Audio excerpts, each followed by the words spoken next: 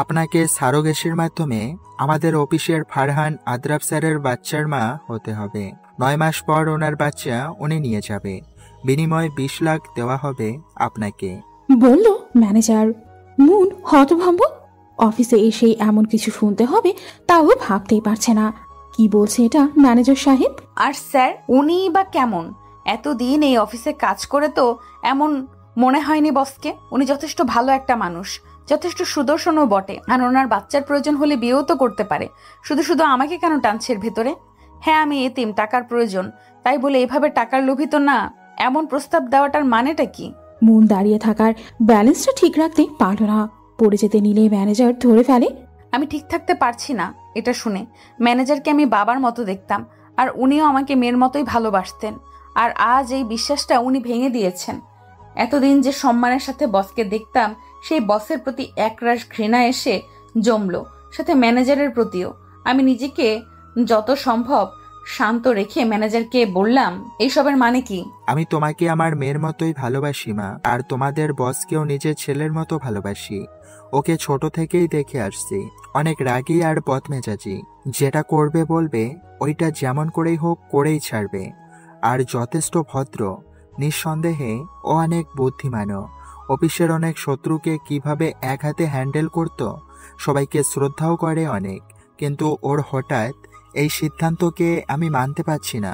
এটা অন্যায়। ও আমার কোনো কথাই ফেলে না, কিন্তু এই কথাটার কোনো প্রত্যুত্তর আমি করতে পারছি না। সেই সাধ্য যে আমার নেই। মা, তোমার ডিটেলস সব অফিসে আছে। তোমার টাকার দরকার আর ওর বাচ্চার দরকার। আমি বলবো কি, রাজি হয়ে যাওয়াই ভালো। এবার বাকিটা তোমার ইচ্ছে মা, বলল ম্যানেজার আঙ্কেল। আমার কান ঝাঝা করে উঠল। আমি সাথে সাথে বেরিয়ে আসলাম ওই অফিস থেকে। না, করব না আর চাকরি। কালই রেজিগনেশন লেটার দিয়ে চলে আসব ওই অফিস থেকে। রাস্তা দিয়ে হাঁটছি আর ভাবছি এসব। কিন্তু এই চাকরিটা যে আমার একমাত্র সম্বল ছিল। এত কম পড়ায় কেউই বা চাকরি দেয় না, এত কম পড়ায় কেউই চাকরি দেয় না। এই একটা মাত্রই এত বড় অফিসে চাকরিটা পেলাম। কি ভেবে দিয়েছে এটাও জানি না। ওই অফিসের সব উচ্চশিক্ষিত লোক, তা ওনাদের কথার ধরনেই বোঝা যায়। আমাকে দিয়েছিল প্রিন্টারের কাজ, কারণ এই একটা কাজই তুলনামূলক সহজ ছিল আর তেমন পড়া নিয়েও না। তবুও সন্তুষ্ট ছিলাম এই চাকরি নিয়ে। কিন্তু এখন কিভাবে চলবো আমি?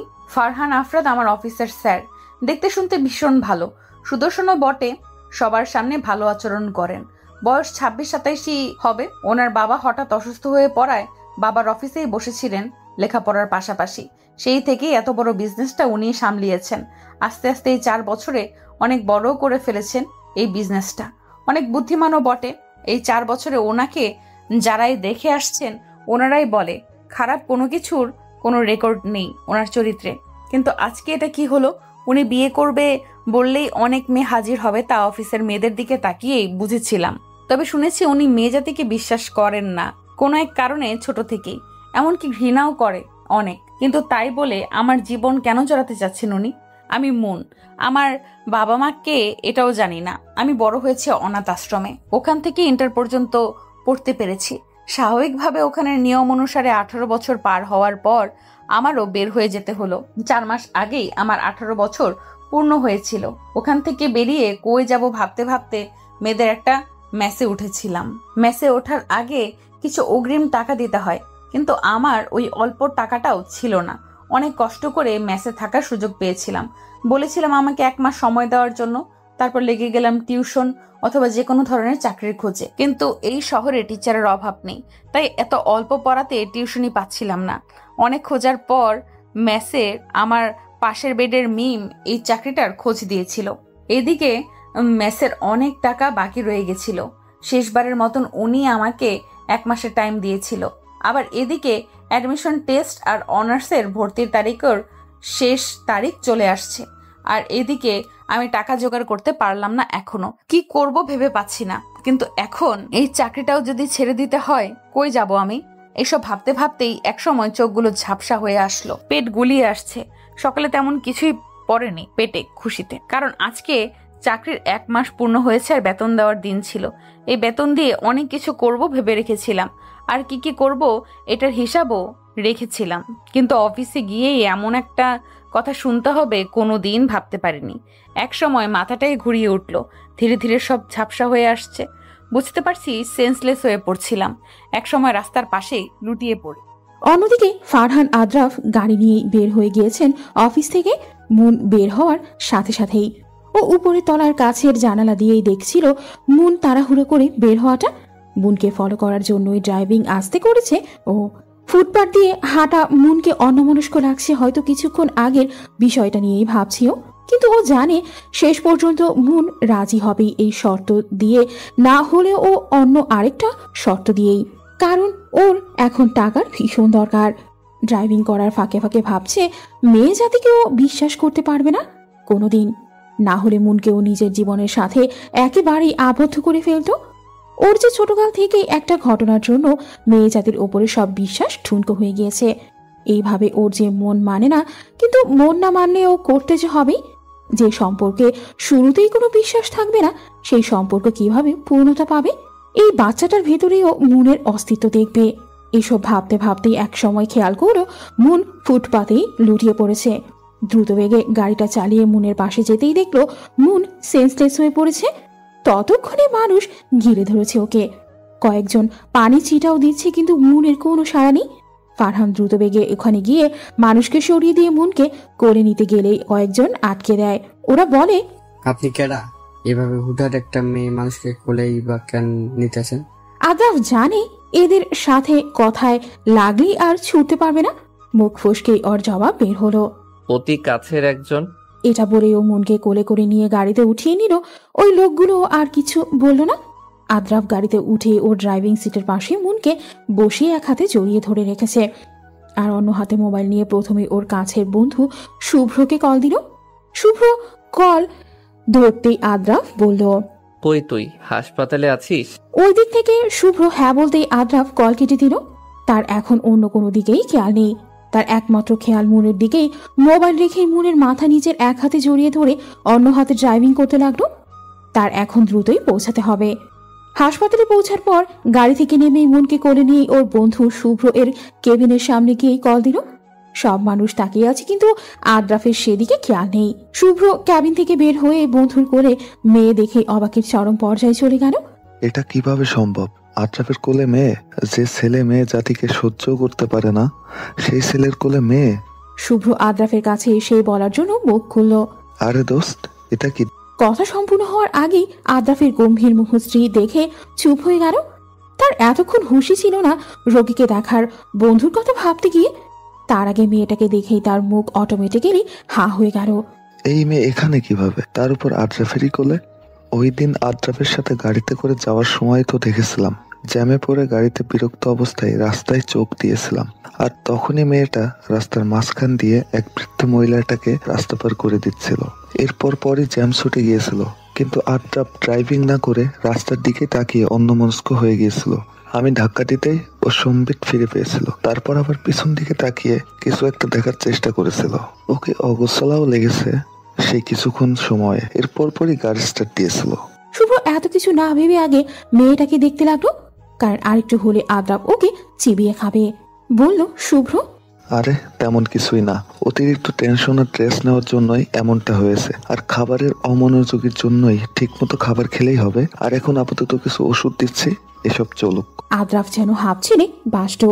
এতক্ষণ তো ও নিজের ভেতরে ভেতরে ঠিক থাকতে পারছিল না। আদ্রাফ যেন হাঁপ ছেড়ে বাসত।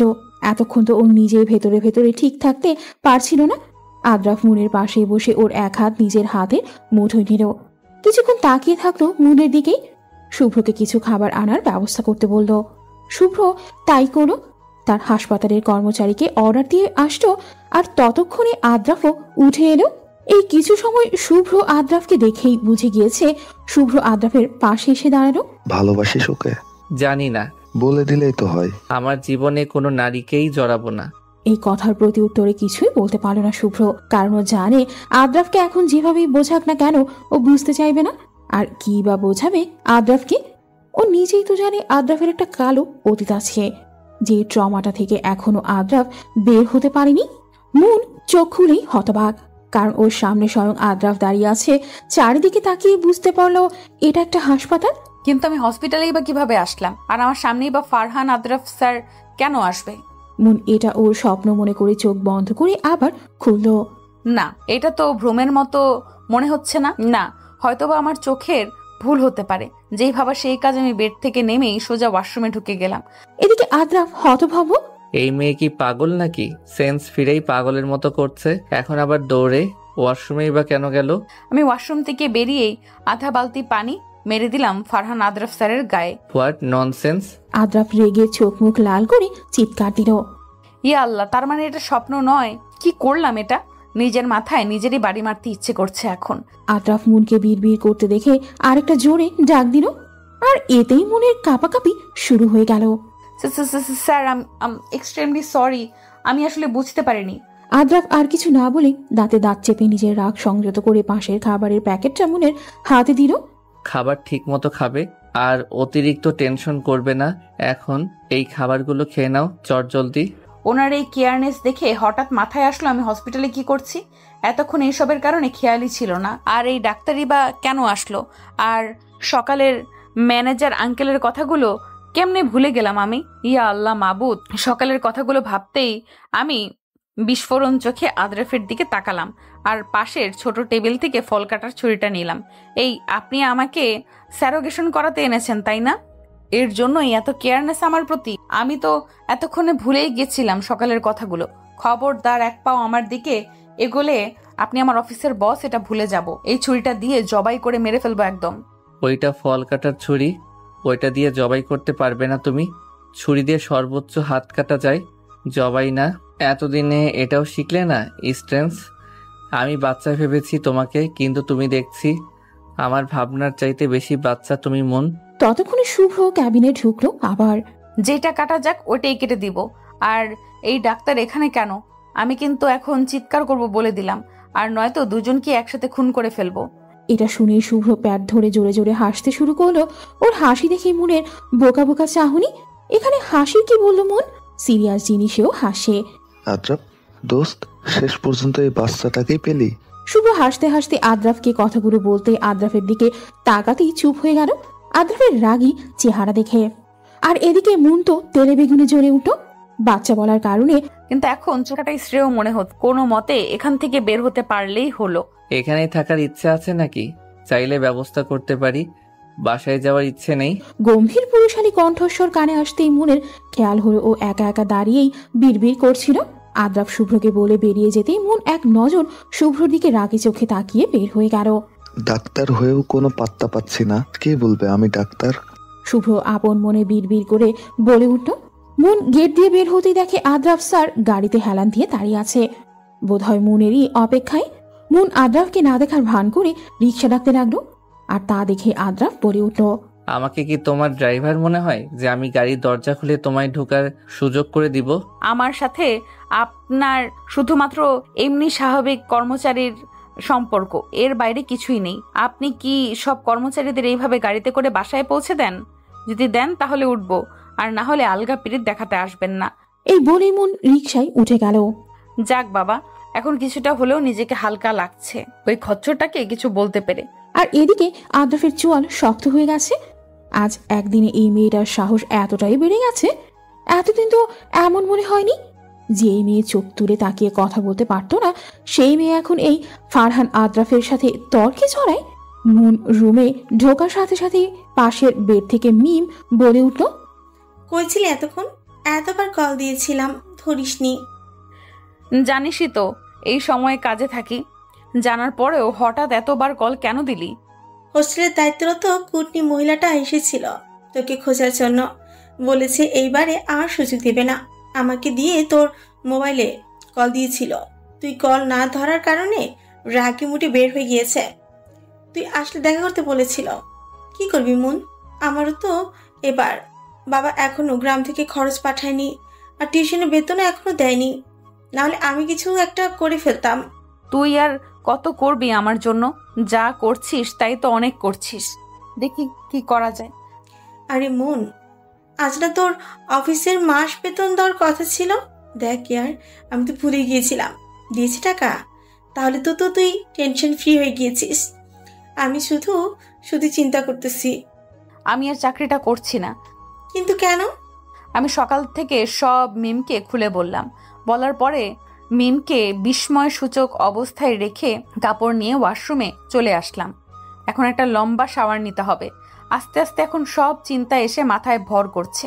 এতক্ষণ সবার সামনে শক্ত চঞ্চল মনের অভিনয় করলেও এখন সব কান্নারা যেন গলায় এসে আটকে গেল। আর পারছি না আমি।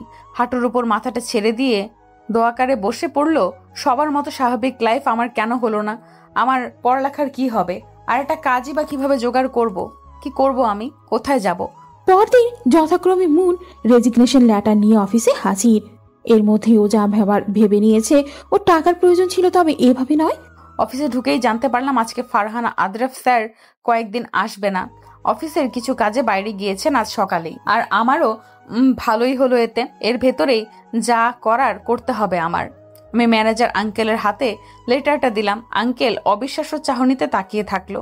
বোধহয় মুনকে এখনো বুঝতে পারিনি। ভালো থাকবেন আঙ্কেল।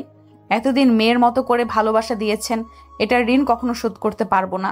কিন্তু মা, এভাবে হুট করে এমন সিদ্ধান্ত? তোমার তো চাকরিটার ভীষণ প্রয়োজন। দরকার হলে খেটেই খাবো, মানুষের বাসায় কাজ করে খাবো, তবুও নিজের সম্মান নিয়ে কথা বলতে দিব না কাউকে।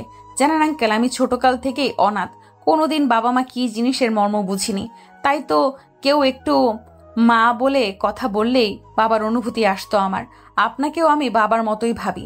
সবসময় মনে রাখবো আপনাকে। আর একটা অনুরোধ আঙ্কেল, স্যার এই কয়দিন অফিসের খবর নিলে আমি চলে যাওয়ার কথাটা বলিয়েন না। উনি যেদিন অফিসে আসবে ওই দিনই বলিয়েন। আসি আঙ্কেল, ভালো থাকবেন। ম্যানেজার ছলো চোখে মুনের যাওয়া দেখে তাকলো, কিছুই বলতে পারল না। আজকালকার ছেলে মেয়েরা তো বাবার উপরই পুরোপুরি নির্ভরশীল। প্রতিদিন তাদের টাকা চাই। বন্ধুদের সাথে আজ এখানে যাবে, কাল ওখানে যাবে, বাবার টাকা দিয়ে সব ফুর্তি করবে। এত ছেলে মেয়েদের ভিড়ে মুনের মতো এমন মেয়ে পাওয়া আজকাল ভাগ্যের ব্যাপার। আমি রুমে এসে মিমের পাশে বসলাম। মিম ওর ব্যাগ গোছানোর পাশাপাশি আমারটাও গুছিয়ে রেখেছে। সত্যি এই মেয়েটা না থাকলে আমার যে কি হতো। আমি ভাগ্যবতী এমন একটা মেয়েকে পেয়ে। কাল রাতে মিম পুরোপুরি ভেবে আমাকে বলেছিল ওর সাথে চট্টগ্রাম চলে যেতে, কারণ এখানে থাকলেই যে কোনোভাবে আমি আদ্রেফের মুখোমুখি পড়বই। তবুও মনের ভেতর কিছু খচখচানি রয়ে গিয়েছিল। মিম আমাকে অন্য মনস্ক দেখেই বলে উঠেছিল, মন পাখি শোন, আমার টিউশনে আমি তোর কথাগুলো শুনে দুপুরে ছাত্রীর মায়ের কাছে কল করেছিলাম। বলেছি আমি আমার বাসায় চলে যাচ্ছি একেবারের জন্য। তখনই উনি আমাকে বিকেলে যেতে বলেছিল ওনার বাসায়। তুই ঘুমিয়েছিলি তাই ডাকিনি। আগের মাসে টাকাগুলো উনি যে কোনো কারণে দিতে পারেনি, আর এই মাসে টাকা সহ এখন মোট 2 মাসের টাকা দিয়ে দিয়েছেন। আর জানিসই তো এই টিউশনিগুলো আমি শখের বশে করতাম। আমার খরচ তো আমার বাবাই পাঠিয়ে দেয়। কালকে যাওয়ার সময় আমি তোর হোস্টেল ভাড়া দিয়ে দিব। আর বাবা মাকে কল করে বলেছি আমি তোর কথা। ওনারা সব শুনে বলেছে তোকে সহ আমার সাথে নিয়ে যাওয়ার জন্য। এই ঢাকা শহরে নাকি তোকে কে দেখবে? একা একটা মেয়ে। এবার সব ক্লিয়ার মন পাখি তোর? আর কোনো প্রশ্ন আছে তোর? এবার হাস একটু। মুখটাকে এখন হুতুম পেঁচার মতো কেন পরে রাখছিস? তুই জানিস তোকে হাসলে কি স্নিগ্ধময় মায়াবতী লাগে। হঠাৎ মিমের ধাক্কায় নিজের সম্বিত্ত ফিরে পেলাম। কিরে মন, ওই হারিয়ে গেছিলি? এতক্ষণ ধরে ডাকছি তোকে, তোর কোনো খবরই নেই। কি এত ভাবিস? ভাবছি তুই না থাকলে আমার যে কি হতো। হয়তো বা আমার কোনো অস্তিত্বই থাকতো না। এই মন এতদিনে শেষ হয়ে যেত। তোর মতো বোনের মতো বান্ধবী পেয়ে আমি ভাগ্যবতী রে। আরে ধুর পাগলি, তুই জানিস তোর চেয়ে আমি বেশি ভাগ্যবতী তোকে পেয়ে। জানিস আমার লাইফে তুই আসার পর আগে বাবা আমার জন্য পুরো মাসে টাকা একসাথে পাঠিয়ে দিত, কিন্তু আমি সেগুলো বন্ধুদের সাথে এখানে ওখানে গিয়ে 5 দিনই শেষ করে ফেলতাম। তারপর আবার টাকার কথা বলতাম, আর বাবাও একটা মাত্র মেয়ে হিসেবে যখন তখন টাকা দিয়ে দিত। এই নিয়ে মায়ের রাগের শেষ ছিল না, কারণ মেয়ে যখন যেটা খুঁজে তখন দিলে নাকি অভ্যাস খারাপ হয়ে যাবে। বাবাও আমাকে অনেক বোঝাতো, কিন্তু কথাগুলি আমি কানে তুলতাম না। তুই আমার পাশে আসার পর আমি আস্তে আস্তে চেঞ্জ হতে শুরু করেছিলাম, কারণ তোকে দেখতাম সব সময় কোনো কাজ থেকে টাকা পেলেই ওগুলো কোনো কাজ লাগাবি, তা আগে থেকেই হিসেব করে রাখতে। বাড়তি টাকা কোথাও খরচ করতি না। তখনই বুঝলাম জীবন এক একজনের জন্য এক এক রকম। আমরা একই বয়সের হয়েও দুইজন দুই মেরুর। তুই কত পরিশ্রম করিস, আর আমি বাপের টাকা ওরে বন্ধুদের সাথে। এরপর আমিও তোর দেখা দেখি টিউশন নিলাম। বাবা থেকে বাড়তি টাকা আর নিতাম না। বন্ধুদের সাথে এই দিক ওদিক ঘোরাফেরা ছেড়ে দিয়েছে, গেলেও হিসেব করে। বাবা মাও আমার চেঞ্জের কারণ ধরতে পারেনি। কাল রাতেই বললাম তোর কথা, এই দিক দিয়ে কিন্তু আমি তোর চাইতো ভাগ্যবতী মন। আমি একটা মুচকি হাসলাম। সত্যিই জীবন এক একজনের জন্য এক এক রকম, এক একজন এক একভাবে জীবনটাকে উপভোগ করে। মন শুন, আমরা কিন্তু একই ভার্সিটিতে ট্রাই করবো অনার্সে, বুঝেছিস? তুই টেনশন করিস না, আমি বাবাকে বলে রাখছি, এখন শুধু চারপালা। আমি মিমের দিকে আবারও তাকিয়ে মুচকি হাসি দিলাম। এই মেয়েটা আমাকে নিয়ে এত ভাবে কেন? আল্লাহর কাছে হাজারো শুকরিয়া আমি মিমকে পেয়ে। আচ্ছা মিম, আমাদের টিকিটের কি খবর? কয়টায়? আরে এসবের জন্য আমি আছি, তোর এক্সট্রা টেনশনের কোনো দরকার নেই। আর টিকিট নিয়ে ফেলেছি রাত 11টার। হোস্টেলের সব ভাড়া পরিশোধ করে সবাইকে বিদায় দিয়ে ব্যাগ নিয়ে আমি আর মিম বেরিয়ে গেলাম হোস্টেল থেকে 9:30-এ। রিক্সা করে স্টেশনে যেতেই আধা ঘন্টার মতো লাগবে, আর হাতে 1 ঘন্টা থাকবে। মিমের মতে আগে ভাগে গিয়ে বসে থাকাই ভালো। যেতে যেতেই দেখে নিচ্ছি প্রিয় শহরটাকে, যে শহরে ছোট কাল থেকেই সব স্মৃতি। এই শহরটাকে ছেড়ে থাকতে পারবো তো?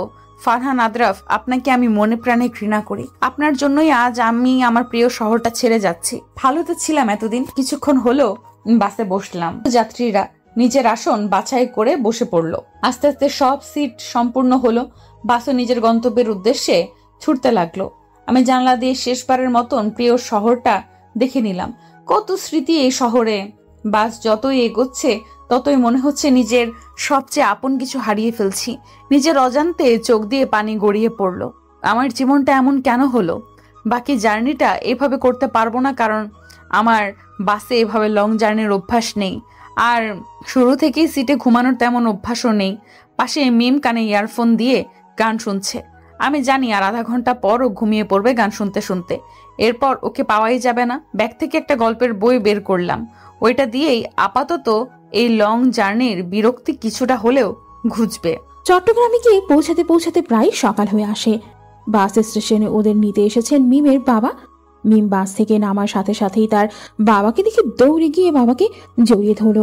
আর ওর বাবাও এতদিন পর নিজের আদরের দুলালিকে দেখে পরম মমতায় মাথায় হাত বুলিয়ে দিচ্ছে। মনের মনে হয় পৃথিবীর সবচাইতে সুন্দর দৃশ্যগুলোর মধ্যে এটি একটি। মেয়ে বাবাকে জড়িয়ে ধরে আর বাবা মেয়ের মাথায় পরম মমতায় হাত বুলিয়ে দেয়। আমারও বাবা থাকলে এমন একটি সুন্দর মুহূর্ত হতো। আফসোস, আমার কেউ নেই এই দুনিয়ায়।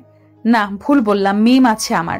ও আছে বলেই আজ আমি আরেকটা নতুন জীবনের স্বাদ পেলাম, আবার সুন্দর করে পথ চলার সুযোগ পেলাম। কি রে মা, ওখানে দাঁড়িয়ে কেন? আসো এখানে। আমি একটা মুচকি হাসি দিয়ে এগিয়ে গেলাম আঙ্কেলের সামনে। আসসালামু আলাইকুম আঙ্কেল, কেমন আছেন?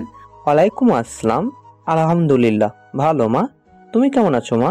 মিমের থেকে তোমার কথা অনেক শুনেছি। আলহামদুলিল্লাহ ভালো আছি আঙ্কেল। এবার চলো, বেশি দেরি করলে মিমের মা আমার আস্ত রাখবে না। অনেকদিন পর তার মেয়েকে নাকি দেখবে। মিম, মুন, চলে আসো গাড়িতে। তারা দুইজনেই বাসার উদ্দেশ্যে গাড়িতে উঠে পড়ল। আরেকটা নতুন সকালের সূচনা হলো চট্টগ্রামে। মুন কি পারবে তার জীবনে এগিয়ে যেতে? যার থেকে এত পালিয়ে বেড়াচ্ছে তার থেকেই বাঁচতে। ফারহান আদ্রাফি যখন জানতে পারবে মুন আর ওই শহরেই নেই, তখন ওর অবস্থায় বা কেমন হবে? নাকি ভুলে যাবে মুনকে, নাকি ভুলতে পারবে না? বাসায় পৌঁছেই মিমের মায়ের সাথে কৌশলাদি শেষ করে আমি আর মিম রুমে আসলাম। রুমটা বেশ সাজানো গোছানো। বোধহয় মিম আসবে তাই পরিপাটি করেই রেখেছে। এই রুমে আমি আর মিম একসাথেই থাকবো। 2 তলার একদম শেষ কর্নারে রুমটা। জানলা দিয়ে বেশ বাতাসও আসে। পরিবেশটাও বেশ উপভোগ করা যাবে একদিক থেকে। সব মিলিয়ে আমার মনে হলো এই বাড়িতে রুম এটাই সবচেয়ে বেশি সুন্দর, বেশ বড়। মন, তুই আগে গিয়ে ফ্রেশ হয়ে আর তারপর আমি যাব। ততক্ষণে আমি আমাদের কাপড়গুলো গুছিয়ে রাখি, বলল মিম। আচ্ছা। ফ্রেশ হয়েই বের হতেই দেখি আমার সব কাপড়ই ব্যাগ থেকে বের করে আলমারিতে গুছিয়ে রেখেছে মিম। সত্যি এই মেয়েটাও না একদম বোনের মতো সব ভাববে। বিছানায় বসতে বসতে এই দরজায় নক করার শব্দ। তাকিয়ে দেখি আন্টি দাঁড়িয়ে। আরে আন্টি, ভেতরে আসুন, বাইরে কেন দাঁড়িয়ে আছেন? আন্টি একটা মুচকি হাসি দিয়ে ভেতরে ঢুকলো। মিমের মতো এই পুরো পরিবারটাও অনেক ভালো। আচ্ছা, পরিবার বলতে শুধু ওর মা বাবাই আছে, আর কেউ নেই। মা, তোমার কোনো সমস্যা হচ্ছে না তো এখানে? মিমের কাছ থেকে তোমার সব কথা শুনেছি। কোনো কিছুতে মন খারাপ করে থাকবে না। এখন থেকে আমরা আছি তোমার সাথে। নিজেকে আর একা ভাববে না, ঠিক আছে? মিম যেমন আমাদের মেয়ে, তেমনি তোমাকেও আমাদের মেয়ের মতোই ধরে নেব। আর তুমি ওসব শেয়ার করবে আমাদের সাথে। মনে করো আমরাই তোমার আরেকটা মা বাবা। আন্টির কথা শুনে মনে হলো নিজের মায়ের ঘ্রাণ পাচ্ছি। চোখ দিয়ে দুফোঁটা পানি গড়িয়ে পড়ল। এই কান্না যে খুশির। কে বলেছে জীবন কঠিন? এই তো জীবনকে মানিয়ে সামনে এগিয়ে যেতে পারলেই জীবনের মানে পাওয়া যায়। জীবন এত সুন্দর তা আজকে আগে মনে হয়নি। এই দেখুন, আমি একটা পরিবার পেলাম, আবার মায়ের মতন আন্টি আর বাবার মতন একটা আঙ্কেল পেলাম, আর একটা বোন সমান বান্ধবী পেলাম। আন্টি এসে আমার মাথায় পরম মমতায় হাত বুলিয়ে দিতেই আমি আন্টিকে জড়িয়ে ধরলাম। আমি মাকে জড়িয়ে ধরার অনুভূতিটা পাইনি, কিন্তু আপনাকে জড়িয়ে ধরার পরে এই অনুভূতিটা অনুভব করতে পারলাম আন্টি। এই পাগলি, আমিও তোর আরেকটা মা ভেবে নে। মিম যেমন আমার মেয়ে, ঠিক তেমন তুইও আমার আরেকটা মেয়ে। তুই করেই বলছি, এজন্য কিছু মনে করিস না। তুইও তো এখন থেকে আমাদের আরেকটা মেয়ে। আমি আন্টির কোলে মাথাটা রেখে পরম আবেশে চোখ বন্ধ করলাম। এই তো আমার নিজের মায়ের মতোই সাতটা পাচ্ছি। কি হচ্ছে এখানে আমাকে ফেলে? এই যে মা, তোমার যে আরেকটা মেয়ে আছে সেটা কি মনে নেই? একজনের মাথা কোলে নিয়ে বসে আছো। মুন, সর, আমার জন্য জায়গা রাখ। তুই এইদিকে আর আরেকদিকে আমি, দুই মেয়ে দুই দিকে জায়গা। দেখি। ওয়াশরুম থেকে বের হতেই বলে উঠল মিম। এসে আমার পাশে আন্টির কোলে আরেক দিকে মাথা রেখে বসে পড়ল মিম। মা, আমার মাথাও মনের মতো হাত বুলিয়ে দাও। আন্টিও পরম মমতায় দু হাত দুজনের মাথায় বুলিয়ে দেন। এখন মনে হচ্ছে এই তো, এটাই আমার পরিবার। আজকাল এমন ভালো মনের মানুষ পাওয়া বড্ড কঠিন। সেই দিক দিয়ে আমি ভাগ্যবতী। এত অল্পতে এত সুন্দর নিজের মতো করে একটা পরিবার পাবো কোনোদিন ভাবিনি। আন্টি দাঁড়িয়ে বলে উঠল, হয়েছে, এবার ওঠ। সারা রাত জার্নিতে তো তোরা কিছু খাসনি মনে হয়। আমি নিচে গিয়ে খাবার তৈরি করছি, তোরা আয়। মিম বলে উঠল, আচ্ছা আসতেছি আমরা। নিচে গিয়ে খাবার খেয়ে মিমের সাথে রুমে এসে গেলাম। আঙ্কেলও বলেছেন নিজের মতো করেই থাকতে এখানে, আর ভার্সিটির অ্যাডমিশন নিয়ে যা করার উনিই করবেন। আপাতত কয়েকদিনের জন্য টেনশন ফ্রি আছি। এখন দুজনেই একটা জম্পেশ ঘুম দিব। রাতে গাড়িতে ভালো ঘুম হয়নি। মিম বলে উঠল, মুন শোন, ঘুম থেকে উঠেই বিকেলে আমরা বাইরে যাব, কেমন? তোকে দেখাবো আমাদের চট্টগ্রাম। আপাতত একটু এইদিকে যাব ঘুরতে। এখন ঘুমা। আমিও একটা মুচকি হাসি দিয়ে শুয়ে পড়লাম। শোয়ার সাথে সাথে এই চোখে এক রাজ্যের ঘুম এসে ধরা দিল। আস্তে আস্তে ঘুমের দেশে পাড়ি দিলাম। কারো ধাক্কায় নিজের অর্ধ ঘুমটা ভেঙে গেল। চোখ মুখ কুচকিয়ে দেখি মিম ক্যাবলাকান্ত মার্কা হাসি দিয়ে সামনে দাঁড়িয়ে আছে। মিমের বাচ্চি, দিলি তো আমার এত সুন্দর ঘুমটার 12টা বাজিয়ে। তোর এখন আমি এক বালতি পানিতে চুবাতে পারলেই রাগ কমবে। তোর রাগ আগে ফেল। আমি তোকে বালতি ভরে পানি মারিনি, এইটাই শুকর কর। কতক্ষণ ধরে ডাকছি তোকে, তোর ঘুম থেকে ওঠার নামই নেই। আরো বলিস অর্ধ ঘুম। সেই খেয়ে শুইছিলি, এখন বিকেল 5টা বাজে। দূর, তোর এসব ফালতু পেঁচাল বাদ দে। কি জন্য ডেকেছিস ওইটা বল, আমি আবার ঘুমাবো। মা ডাকে নাস্তা করার জন্য। আর কিসের এত ঘুম? নাস্তা করেই তোকে নিয়ে ফুচকা খেতে চাপাও। অগত্যা মিমের টানা হ্যাচড়ানোতে উঠতেই হলো। ঘুম ঘুম চোখে ফ্রেশ হয়ে গেলাম। ফ্রেশ হয়ে বেরিয়েই দেখি মিমের 2 সেট কাপড় নিয়ে বিছানার ওপর বসে আছে। কিরে মিম, দেবদাসের মতো এইভাবে বসে আছিস কেন? কি হলো? এই নে, এই কুর্তিটা পরে তৈরি হয়ে নে, খেয়ে বের হব। বেশি না, এই তো 10 মিনিট করে 20 মিনিট লাগবে মাত্র। খেয়ে চলে আসবো। নাস্তার পর্ব সেরেই আন্টিকে বলে বেরিয়ে গেলাম মিমের সাথে। রিকশায় উঠেই চট্টগ্রামের আশপাশ দেখতে লাগলাম। এক অন্যরকম শহর। আর মিম যেখানে আনলো ওই জায়গাটা একদম নিরিবিলি। চারদিকেই গাছপালা, প্রতি গাছের নিচেই কয়েকজন মিলে মিলে একটা আড্ডাখানা। জায়গাটাতে প্রকৃতির ছোঁয়া। চারদিক থেকে সব সময় বাতাস। বোঝাই যাচ্ছে এখানকার মানুষদের এই জায়গাটা ভীষণ প্রিয়। কেউ কেউ একলা বসে প্রকৃতিটা অনুভব করছে, আর কেউ কেউ 2-4 জন বন্ধু নিয়ে আড্ডা দিতে উপভোগ করছে। এর ভেতর আবার ফুচকা ঝালমুড়িও বসে। সব মিলিয়ে জায়গাটা অনেক সুন্দর। পুরো এলাকার পড়তে পড়তে হাজারো শতবর্ষী গাছের সমারোহ, যা জায়গাটিতে ছায়া সুশীতল করে রেখেছে। সবুজ গাছগাছালি আর পাহাড় ঘেরা এই মনোরম পরিবেশটি যে কারোরই মন কাটতে বাধ্য। চারদিকে দর্শনার্থী, জোয়ান বৃদ্ধ, কপত কপতির মিলন মেলায় এক মুখর পরিবেশ সৃষ্টি হয়েছে। মাঝখানের মাঠে আবার খুদে খুদে ক্রিকেটারও দেখা যাচ্ছে, আর অন্যান্য ছোট ছোট ছেলে মেয়েরাও খেলছে এই মাঠে। চিত্ত বিনোদনের পাশাপাশি নির্মল বায়ু, খোলা মাঠ, ওয়াকওয়ে, সবুজ পাহাড়ের জন্য এটি একটি শ্বাসক্রিয়া গ্রহণের জায়গা বলে মনে হলো আমার। সব মিলে এই পরিবেশটা যে কারোরই মন ভালো করে দিতে বাধ্য। মিম ঝালঝাল 2 প্লেট ফুচকা নিয়ে সামনে আর একটা গাছের নিচে গিয়ে বসলো, সাথে আমিও গেলাম। আমার দিকে 1 প্লেট বাড়িয়ে দিল। আসলে এই জায়গাটা অনেক সুন্দর, মনে হচ্ছে এটা প্রকৃতির কোনো রাজ্য। অনেক সুন্দর। জানিস, ঢাকা যাওয়ার আগে আমি এখানে সবসময় আসতাম, মন খারাপ হলেই চলে আসতাম। এটা আমার মন ভালো হচ্ছে অনেক। একা একা বসে প্রকৃতি দেখতাম। তোকে আরেকটা জায়গা দেখানোর আছে, যে জায়গাটা সবারই প্রিয়। সন্ধ্যার দিকে ওই জায়গায় খুব বেশি ভালো লাগে। যাওয়ার সময় একটু ওই দিকে যাব। ফুচকা মুখে পুড়তে পুড়তে বলল মিম। আসার সময় আরেকটা জায়গাতে নামলো মিম। এই জায়গাটা অনেক সুন্দর, প্রায় জায়গাতেই মনে হলো প্রকৃতির ছোঁয়া। মিম গিয়েই রেলিং এ পা দুলিয়ে বসে পড়লো, সাথে আমাকেও ডাকলো। আমিও গিয়ে বসে পড়লাম। জানিস মন, আমার মন ভালো করার আরেকটা জায়গা হচ্ছে এটা। এখানে রেলিং এ বসে পা ঝুলিয়ে বসে থাকার মতো মজাই আলাদা। সন্ধ্যা কিংবা বিকেলের নেভালের ওয়েদারটা না আরো বেশি জোস। যেমন কি এখন চুপচাপ বসে সামনের দিকে তাকিয়ে থাক, আসলে কত সুন্দর এক অনুভূতি। আমিও মুচকি হাসি দিয়ে সামনের দিকে তাকালাম। বুঝতে পারছি না চট্টগ্রাম সুন্দর নাকি এই জায়গাগুলো সুন্দর। রাতে ফ্রেশ হয়ে খাবার সেরে দুজনেই বিছানায় শুইলাম। বলো মিম। তো বল, কেমন কাটলো আমাদের চট্টগ্রামের প্রথম দিন? অনেক ভালো, মনে হলো অনেকদিন পর শান্তির ঘুম ঘুমাবো। এইভাবেই কেটে গেল 3 দিন। এই 3টা দিন আমার জীবনের সেরা দিন মনে হলো। চট্টগ্রামে আসার পর মনে হচ্ছে আমার মতো সুখী আর কেউ নেই। 2 দিন পর নতুন ভার্সিটিতে যাব। আঙ্কেল সব ব্যবস্থা করে ফেলেছেন, এখন শুধু যাওয়ার পালা। মন কি পারবে তার জীবনের সব ভুলে সামনে এগিয়ে যেতে? আর আদ্রাফি বা অফিসে এসে মনকে না দেখলে কেমনে করবে? খুঁজে কি বের করতে পারবে? এই ঢাকা থেকে চট্টগ্রাম এত দূরে পথ পাড়ি দিয়ে কি জানতে পারবে? কেটে গেল 5টা দিন।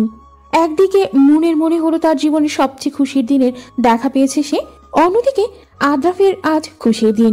এতদিন অনেক কষ্ট করে নিজেকে ওখানে মানিয়েছিল সে, এই 5 দিন ওর মনে হয়েছিল কয়েকশো দিনের মতো। এতদিন কেউ একজনের শূন্যতা অনুভব করছিল, আজ মনে হলো অনেক দিনের অপেক্ষার অবসান। অফিসে ঢুকেই ম্যানেজারের থেকে আগে অফিসের সব খবরাখবর নিল, তারপরে নিজের কেবিনের দিকে হাঁটা ধরল। ওর ক্যাবিন মুনের কাজের জায়গাটা পার করেই যেতে হতো। ক্যাবিনে ঢোকার সময় একবার ওই জায়গায় চোখ পড়ল, কিন্তু জায়গাটা খালি। হয়তো মুন এখনো আসেনি, কিন্তু মুন তো এই 1 মাস 1 দিনও দেরি করে আসেনি। যাক, হয়তো বা কোনো কারণে দেরি হচ্ছে, আসবে। তবুও কিছু একটা শূন্যতা অনুভব হচ্ছে আদ্রাফের। এসব ভাবতে ভাবতেই চেয়ারে গা এলিয়ে দিল আদ্রাফ। কাল রাতে ডিল কনফার্ম করে রওনা দিয়েছিল ঢাকার উদ্দেশ্যে। মাঝরাতেই পৌঁছেছিল। অন্য সময় হলে কোনো দিনই এই দিনে অফিসে আসতো না ও, কিন্তু আজ এসেছে কোনো একটা বিশেষ কারণে, যেটা না করলে ওর মন শান্তি হবে না। ভীষণ টায়ার্ড লাগছে ওর। স্যার, আসতে পারি? চোখ মুখ কুচকে বলে উঠল আদ্রাফ। আঙ্কেল, আপনাকে কয়বার বলবো আমাকে স্যার না ডাকার জন্য? আমি আপনার ছেলেরই মতো। আচ্ছা বাবা, আসলে আমি একটা কথা বলার জন্য এসেছি। জি বলুন আঙ্কেল। আসলে আঙ্কেল, ভয় পাওয়ার কি আছে? অফিসে কোনো কিছুর ভুল হয়েছে? আপনাকে আমি আমার বাবার মতোই দেখি। কোনোদিন কোনো ভুল নিয়ে আপনার উপর আওয়াজ করে কথা বলেছি? আপনি নিশ্চিন্তে থাকুন, বলে ফেলুন। কোনো ভুল হলে আমি সমাধানের ব্যবস্থা করছি। আসলে তা না তো? এটা মনের রেজিগনেশন লেটার। ও আপনি বাইরে যাওয়ার দিনই চাকরি ছেড়ে দিয়েছে। আদ্রাফ চেয়ার ছেড়ে উঠে জোরে চিল্লিয়ে বলল, হোয়াট? আপনি আমাকে আগে বলবেন না? আজ 5 দিন হয়ে গেল। আসলে ও আমাকে মেয়ের মতো করে অনুরোধ করে বলেছিল, আপনি না আসা পর্যন্ত বলতে বারণ করেছিল, তাই বলতে চেয়েও পারিনি। আদ্রাফ জোরে কিছু বলতে চেয়েও বলতে পারে না। ওর মাথা কাজ করা বন্ধ করে দিয়েছে, কি করবে ভেবে পাচ্ছে না। কোথাও যেন ও শূন্যতা অনুভব করছে।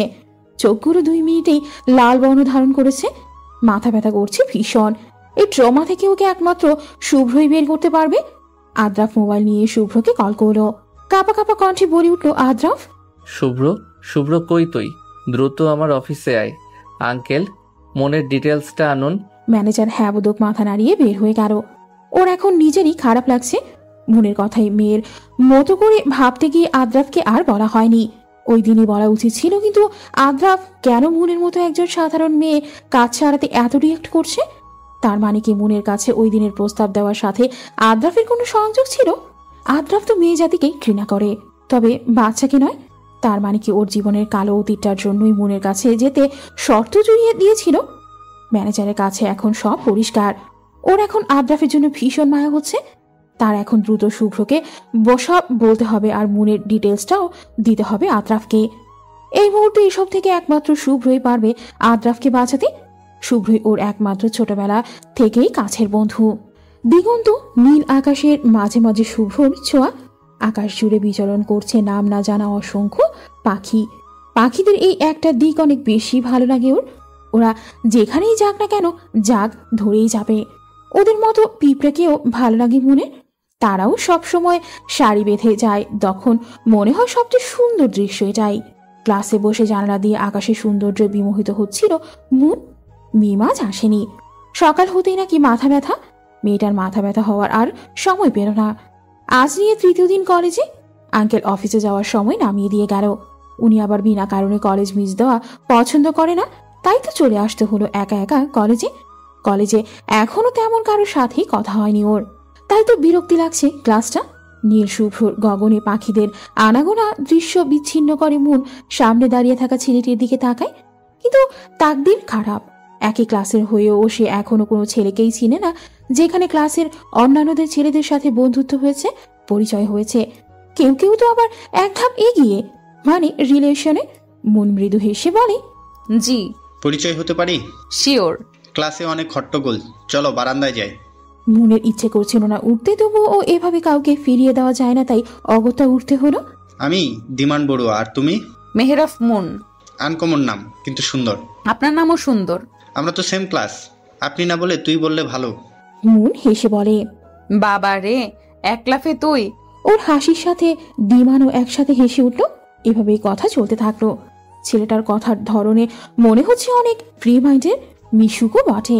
যাক, মুন আজকে ক্লাসের জন্য একজন বন্ধু পেল, এখন আর একা ক্লাস করতে হবে না। শুভ্র অফিসে ঢুকতেই ম্যানেজার শুরু থেকেই সব বলল আদ্রাফের ক্যাবিনে আসতে আসতে। শুভ্র আগেই এমন কিছু আন্দাজ করেছিল আদ্রাফ মেয়েটাকে ভালোবাসে, কিন্তু স্বীকার করছিল না। কিন্তু তাই বলে মেয়েটাকে এমন প্রস্তাব দেওয়া কিছুতেই উচিত হয়নি আদ্রাফের। এই মেয়ের জায়গায় যে কোনো কেউই থাকলে রেগে যেত, আর সেই জায়গায় মেয়েটি শুধুই চাকরিটা ছেড়েছে। যাক, এখন এসব ভাবার টাইম নয়। শুধু আদ্রাফের কেবিনের দরজা খুলেই আদ্রাফ চেয়ারে গায়ে নিয়ে চোখ বন্ধ করে আছে। আদ্রাফ, শুভ্র ডাক দিল। আদ্রাফ চোখ খুলেই সামনে তাকাতেই শুভ্র থমকে গেল। আদ্রাফের চোখগুলো লাল বর্ণ ধারণ করেছে। আদ্রাফ শুভ্রকে দেখেই উঠে এলো চেয়ার ছেড়ে। শুভ্রকে বলল, খুব দ্রুতই মুনের হোস্টেলে যেতে হবে, মুনকে বোঝাতে হবে। শুভ্র বলল, আচ্ছা আমি যাচ্ছি ওই হোস্টেলে। ওখানে গিয়েই মনকে হোস্টেলে পাবো। আমি গাড়ি করে ওকে বুঝিয়ে নিয়ে আসবো তোর সাথে কথা বলার জন্য। আদ্রাফ বলল, না, তোর সাথে আমিও যাব। শুভ্র আদ্রাফের দিকে এক পলক তাকিয়ে হ্যাঁ বোধক মাথা নেড়ে বেরিয়ে গেল। ওর এখনো বিশ্বাস হচ্ছে না আদ্রাফের মতো একটা ছেলে একটা সাধারণ মেয়ের চাকরি ছেড়ে দেওয়াতে কেন এত রিয়াক্ট করবে। শুভ্র এসব ভাবতে ভাবতে আদ্রাফের গাড়ির পাশে গিয়ে দাঁড়ালো। আদ্রাফ ড্রাইভিং সিটে উঠতে শুভ্র তার পাশের সিটে উঠে পড়ল। গাড়ি এসেই মুনের হোস্টেলের সামনে দাঁড়ালো। শুভ্র ঠিকঠাক দেখে বলল, হ্যাঁ এটাই। আদ্রাফ বলল, তুই গিয়ে হোস্টেলের মালকিনের সাথে কথা বলে আয়, আমি এখানেই আছি। 2 মিনিট পর শুভ্র গাড়ির সামনে এসে হাঁপাতে লাগলো। তা দেখে আদ্রাফ গাড়ি থেকে বেরিয়ে এলো। শুভ্র বলল, মুন আর ওর রুমমেট 5 দিন আগে হোস্টেল ছেড়ে দিয়েছে। কাঁপা কাঁপা কণ্ঠে বলে উঠল আদ্রাফ। কি? শুভ্র মাথা নিচু করে ফেললো। আদ্রাফের মাথা কাজ করা বন্ধ করে দিয়েছে। কি করবেও ভেবে পাচ্ছে না। তুই চিন্তা করিস না আদ্রাফ, আমরা ঠিকই খোঁজ পাবো মনের। শুভ্রর কথায় কিছুটা হলেও শান্ত হলো আদ্রাফ। তার এই ভাই সমান বন্ধুটি ঠিকই খোঁজ নেবে মনের। আচ্ছা, মনের জন্য আদ্রাফের মন এমন পুড়ছে কেন? ও তো নারী জাতিকেই ঘৃণা করে, এর উত্তর আদ্রাফের নিজের কাছেও নেই। সেই দিন পুরোটা দিন শুভ্র মনের খোঁজের চেষ্টা করলো।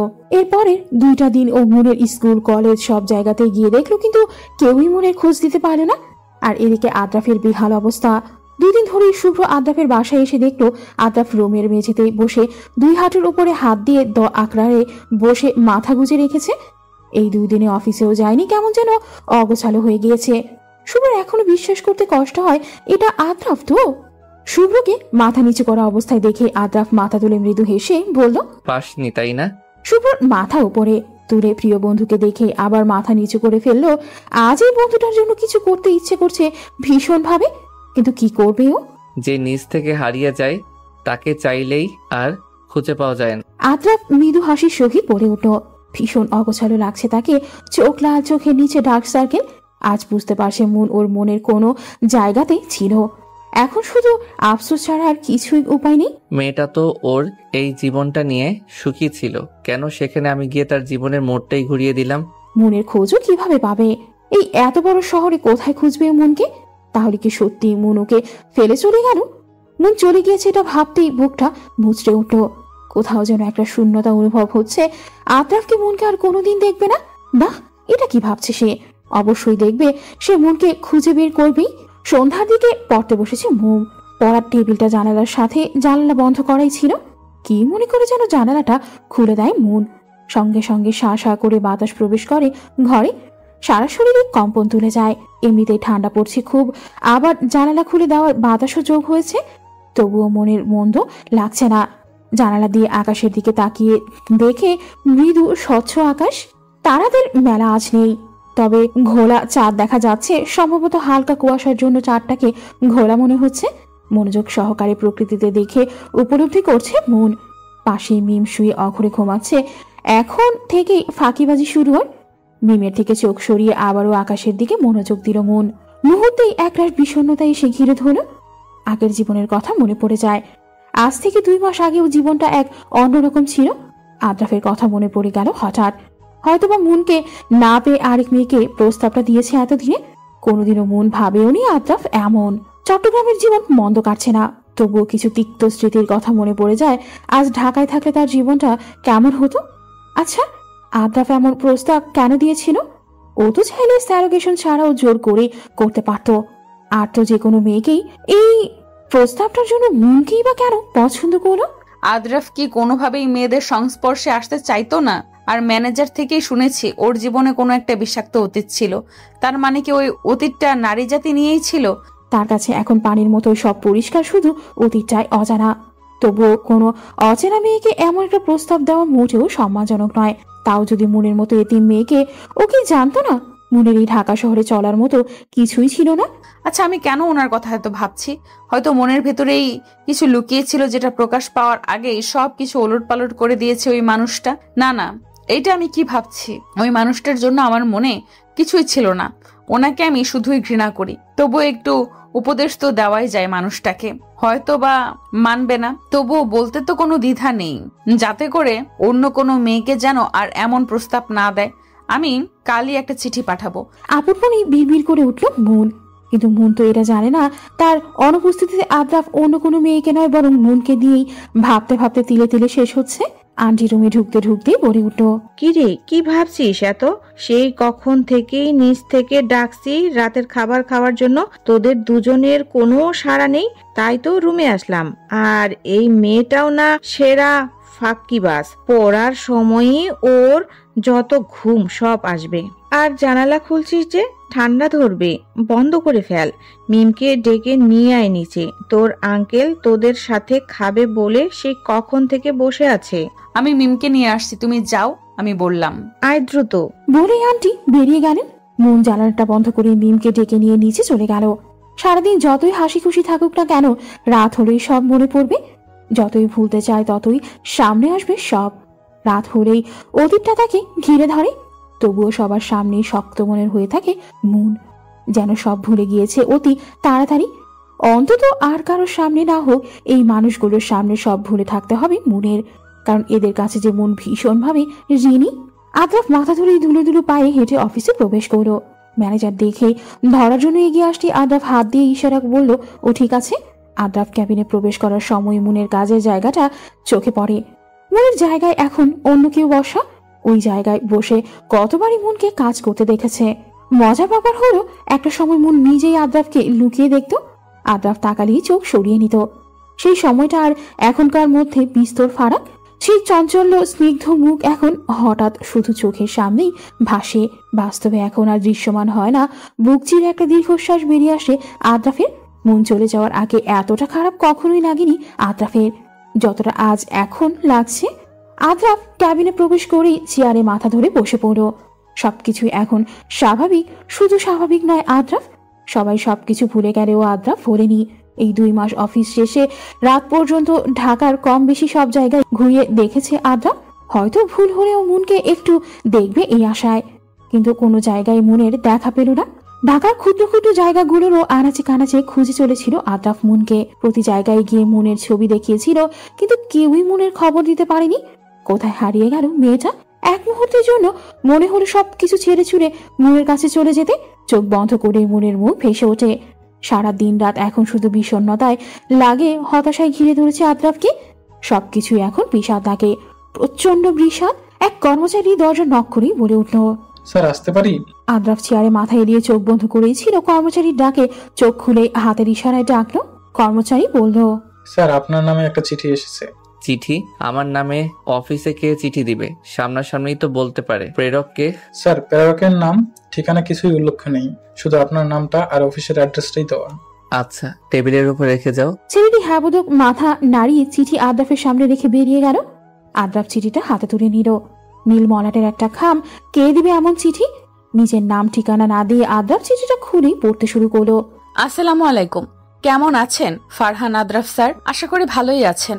কিছু কথা বলার জন্যই আপনাকে চিঠিটা লেখা। হয়তোবা চিঠি খোলার আগে চেনেননি, কিন্তু এই 2 লাইন পড়েই চিনে ফেলেছেন চিঠির দাতা কে হতে পারে। আচ্ছা, তবুও পরিচয় দিয়ে দিচ্ছি। আমি মন, আপনার অফিসে 1 মাস চাকরি করেছিলাম। মনে আছে আপনার? হয়তোবা মনে পড়েছে। জানেন, আমার আপনজন বলতে কেউই ছিল না এই পৃথিবীতে। আপনার প্রস্তাবটা শোনার পর এক মুহূর্তের জন্য মনে হয়েছিল মারা যাই, কারণ বেঁচে থাকলে ওই শহরে আপনার থেকে লুকিয়ে থাকতে পারতাম না। চাকরির খোঁজে বের হতেই হতো আমার। তবু ওই সময়ে আমার জীবনে একটা মানুষ ছিল, তার জন্যই আজ আমার আরেকটা নতুন সকালের সূচনা হয়েছিল। আপনি কি মনে করেছিলেন টাকার জন্য সবাই সবকিছু করতে পারে? এটা আপনার ভুল ধারণা। সবাই এক নয়। আপনার এই অশালীন প্রস্তাবটা শুনে আমার ভীষণ রাগ হয়েছিল সেদিন। এটা যে কোনো মেয়ের জন্যই অসম্মানজনক। একটা মেয়ে সমাজে ভালোভাবে বাস করলেও তার থেকে কোনো না কোনো দিকে কথা শুনতেই হয়। নারীদের ভালোভাবে কোনো স্বাধীনতা নেই। কোনো মেয়ে পড়ালেখা শেষ করে বিয়ে করতে গেলেও দোষ। তার উপর যদি একটি মেয়ে বিয়ে ছাড়াই গর্ভবতী হয়, তাহলে তো কোনো কথাই নেই। একটা ছেলে মেয়েটাকে ব্যবহার করে চলে গিয়েছে, এখানেও ছেলেটাকে কোনো দোষ দিবে না, সব দোষ মেয়েটারই হবে। আর আপনার প্রস্তাব অনুযায়ী কোনো মেয়ে যদিও বা এমন করে, তাহলে ওই মেয়েটা প্রতিনিয়ত কথা শুনবে মানুষের কাছ থেকে। এক একটা শব্দই এক এক রকম জঘন্য। জানেন, পৃথিবীতে কিন্তু সব মেয়ে এক নয়। সব মেয়েকে এক পাল্লায় মাপবেন না। আপনি এমন প্রস্তাব আর কোনো মেয়েকেই যাতে না দেন, সেই জন্য চিঠিটা লেখা। আমার জীবনটা আপনি ওই এক মুহূর্তের জন্য ওলট পালট করে দিয়েছিলেন। যাই হোক, হয়তোবা চিঠিটা অগোছালো হয়েছে, তবুও মূল কথা যেটা বোঝাতে চেয়েছে আশা করি বুঝেছেন। ভালো থাকবেন। আদ্রাফ চিঠিটা পড়ে স্তব্ধ। যাকে এতদিন যাবৎ খুঁজে চলেছে তারই চিঠি। চিঠিটা পড়ে আরো ও একরাশ হতাশা এসে ঘিরে ধরল। সে তো মা জাতিকেই ঘৃণা করে, তবে আর সব মেয়েকে তো যথেষ্ট সম্মান করে। মন ওকে খারাপ ভেবেছে। আদ্রাফ চিঠিটা নিয়ে উল্টে পাল্টে দেখলো না। চিঠিতে কোনো ঠিকানা নেই। একবার যদি মনের সামনে দাঁড়াতে পারতো। কিছুই ভালো লাগছে না আদ্রাফের। চিঠিটা পড়ে সবকিছু আরো বিষাদময় লাগছে। মনের কথাটাই ঠিক, সব নারী এক নয়। সবাই যদি এক হতো তাহলে এই শহরে এত এত ভালো মা থাকতো না। অন্যায় করেছে সে, একজনের শাস্তি আরেকজনকে কেন দিতে চেয়েছে সে? মেয়েটার জীবনটাই তছনছ করে দিল। কোথায় আছে মেয়েটা? এই জীবনে তো ওর আপনজন কেউই নেই। ওর সাথেই এমন অন্যায় করতে আদ্রাফের বাদ মানল না। ওর সাজানো গোছানো লাইফটাকে এমন না করলেও পারতো আদ্রাফ। মাথা ধরে বসে পড়ল আদ্রাফ। চিঠিটা পড়ার পর থেকেই অন্যায়রা সব এসে ঘিরে ধরেছে। চিঠিটা পড়ার পর থেকে সব হতাশা এসে ঘিরে ধরল, যা আদ্রাফ কল্পনাও করেনি। আজকে সারা দিনটাই বিষণ্ণতায় কাটবে। কি করবে ও? দেখতে দেখতে কেটে গেল 2-1 বছর। দিন চলে যায় আপন গতিতে, শুধু রয়ে যায় কিছু তিক্ত স্মৃতি, যে স্মৃতিগুলো মানুষকে এক বিষাক্ত যন্ত্রণার মধ্যে ফেলে রাখে। এখন অফিস শেষে সারা সময় রুমে একা একা বসে থাকে আদ্রাফ। জীবনটা ধীরে ধীরে কেমন যেন তিক্ত হয়ে উঠছে। আগের মতো এখন আর কিছুই ভালো লাগে না। আদ্রাফের বাবা আদ্রাফের রুমে ঢুকে ছেলের এই অবস্থা দেখে সিদ্ধান্ত নিলেন ছেলের বিয়ে দেবেন। দিন 2-1 পরেই উনি পাত্রে দেখার জন্য জোর করতে লাগলেন আদ্রাফকে। আদ্রাফ নির্বিকার থাকে, কিছু একটা চিন্তায় থাকে সব সময়। বাবাকে উত্তর দেয়। বিয়ের কথা বলো না বাবা, আমার ইচ্ছে নেই। এভাবে একা কতদিন থাকবে? বয়স তো হলো। এই মুহূর্তে বিয়ে করতে প্রস্তুত নই আমি বাবা। সে 2 বছর ধরে বলে আসছি, তুই তো প্রস্তুতি নেই। প্রস্তুতিটা কবে হবে, কখন? বাবা এসব শুনতে আমার ভালো লাগছে না। বিয়ে কর, নতুন বউকে নিয়ে দেশ বিদেশে ঘুরে বেড়াবি, ভালো লাগবে। বাবা প্লিজ, আমি ঘুমাবো। ছেলের রুম থেকে হতাশ মুখে বেরিয়ে গেল আদ্রাফের বাবা। আদ্রাফ রুম অন্ধকার করে বসে রইল। সন্ধ্যার পর একটু গিটার নিয়ে বসে, হয়তো গিটারের সুরে কেউ একজনকে খুঁজে চলে। একাকিত্বরা চারিদিক থেকে এসে চেপে ধরে আদ্রাফকে। জীবনটা তিক্ত হয়ে উঠেছে দিন দিন। অফিস বাড়ি এসবে বিরক্ত এসে গেছে, আর ভালো লাগে না। সবকিছু ছেড়ে ছুড়ে কোথাও যেন চলে যেতে ইচ্ছে করে। কোনো এক অপরাধ বোধ জেগে ওঠে। এই অপরাধ বোধ কিসের নিজেকে প্রশ্ন করতেই মনের মুখ ভেসে ওঠে চোখের সামনে। একটা নিষ্পাপ এতিম মেয়ে নিজের আপন জায়গা হারা আদ্রাফের জন্য। কত সুন্দর হাসি খুশি ছিল মেয়েটা। ওর জীবন এক মুহূর্তের মধ্যে ওলট পালট করে দিয়েছিল আদ্রাফ। ভেতরটা দগ্ধ হচ্ছে পুরনো যন্ত্রণায়। তার উত্তাপ ছড়িয়ে পড়ছে চারদিকে। নিজের ভুলের জন্যই নিজেকে ধিক্কার জানতে ইচ্ছে করছে। সময় ঠিক সময়ে তার প্রতিশোধ নিয়ে নেয়, যেমন এখন নিজে নিজেই পড়তে হচ্ছে। আজকাল ঘুমের ঘরে মনের মুখচ্ছবি ভেসে ওঠে। মেয়েটা কোথায় আছে কে জানে। কি নিষ্পাপ পবিত্র মুখ ছিল মেয়েটার, কত চঞ্চল মিষ্টি ছিল। অথচ মেয়েটার সবকিছু ওলট পালট করে দিয়েছে আদ্রাফ। ভাবতেই নিজেকে কেমন যেন স্বার্থপর মনে হয়। মনের সাথে একবার দেখা করা দরকার। হয়তো এখন আর একা নেই, ওর জীবনে অন্য কেউ এসে গেছে। অন্য কেউ এসে গেছে, এটা ভাবতেই বুকটা বুঝতে উঠল আদ্রাফের। যদি এটা সত্যি হয় ও, তাহলেও আদ্রাফ কিভাবে থাকবে ওকে ছাড়া? তবুও এটাই হয়তো আদ্রাফের শাস্তি হবে। মুনের জীবন এখানে ভালোই চলে। 1 বছর আগে ও পড়াশোনার পাশাপাশি একটা পার্ট টাইম জব নিয়েছিল। ওইটা দিয়ে এখনও ওর পড়াশোনায় চালিয়ে নেয়। অবশ্য আঙ্কেল আন্টিদের অনেক আপত্তি এটা নিয়ে। ওনারা বলেছে মিমের মতো করে আমার সব দেখবে। এমনিতেও অনেক করেছেন এনারা আমার জন্য। অনেক করে বোঝানোর পর রাজি হয়েছেন, এমনকি একসাথেই থাকি। আজকে ক্লাসে প্ল্যান হয়েছিল কলেজ থেকে একটা ট্যুর দেওয়ার। ট্যুরের প্ল্যান হচ্ছে চট্টগ্রামের মহুমায়া লেক, মিরসরাই উপজেলায় অবস্থিত। এটা রাঙামাটি কাপ্তাই লেকের পরে বাংলাদেশের অন্যতম বৃহত্তম লেক এটা। আঙ্কেল আন্টিদের বলার পর প্রথমে রাজি হইনি, পরে বলেছেন সম্পূর্ণ যেন কলেজের আয়ত্তেই থাকি, এদিক ওদিক বেশি না যাই। সামনের 20 তারিখ আমাদের ট্যুর। ও হ্যাঁ, বলতে ভুলেই গিয়েছি, এখন আমরা 3 বেস্ট ফ্রেন্ড। দিমানের সাথে ওই দিনের পর থেকে ভালোই বন্ধুত্ব হয়ে গিয়েছে। মিম বলে উঠল, সব রেডি, এখন শুধু যাওয়ার পালা। শেষ পর্যন্ত তাহলে যাচ্ছি আমরা। থাই গ্লাসের কাজ গলে সূর্যের রোদের আলো আদ্রাফের বিছানায় এসে ঘাপটি মেরে বসেছে। ব্ল্যাঙ্কেটের ভেতর থেকে মাথা বের করেই চোখ বন্ধ করে আড়মোড়া ভাঙে আদ্রাফ। আস্তে আস্তে চোখ খুলে জানালার দিকে তাকিয়ে একটা হাই তোলে। কাল রাতে এসে শুয়ে পড়েছিল।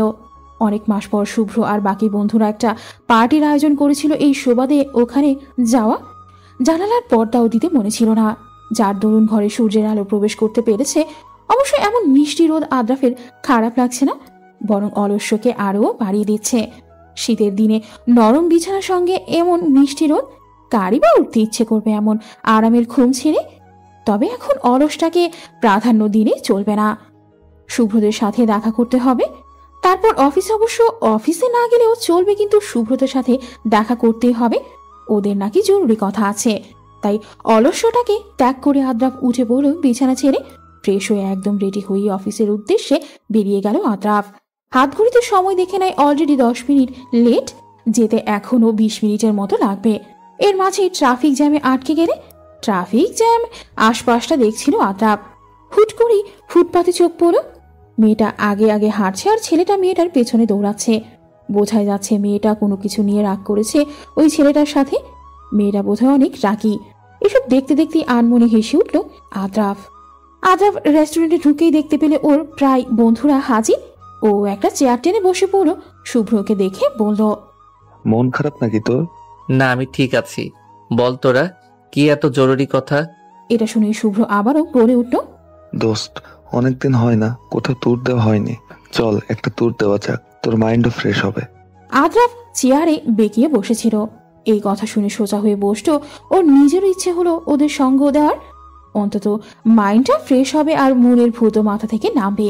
কিছু সময়ের জন্য হলেও আদ্রাফ ওদের সম্মতি দিয়ে বলল, তা ঠিক বলেছিস। বল ট্যুরের প্ল্যান কোন জায়গায়? আহান উৎসুক হয়ে বলে উঠল। অনেক জায়গা তো ঘুরলাম, এবার না হয় চট্টগ্রামে কোথাও ট্যুর দেই। মিলন বলে উঠল। হ্যাঁ, তা ঠিক বলেছিস, এবার চট্টগ্রামে হয়ে যাক ট্যুর। আদ্রাফ সম্মতি জানিয়ে বলে উঠল। তা চট্টগ্রামের কোন পিকনিক স্পটে ঘোরার প্ল্যান করেছিস? শুভ্র বলে উঠল। চট্টগ্রামের মহামায়া লেকেই যাই এবার। সবাই সম্মতি জানালো।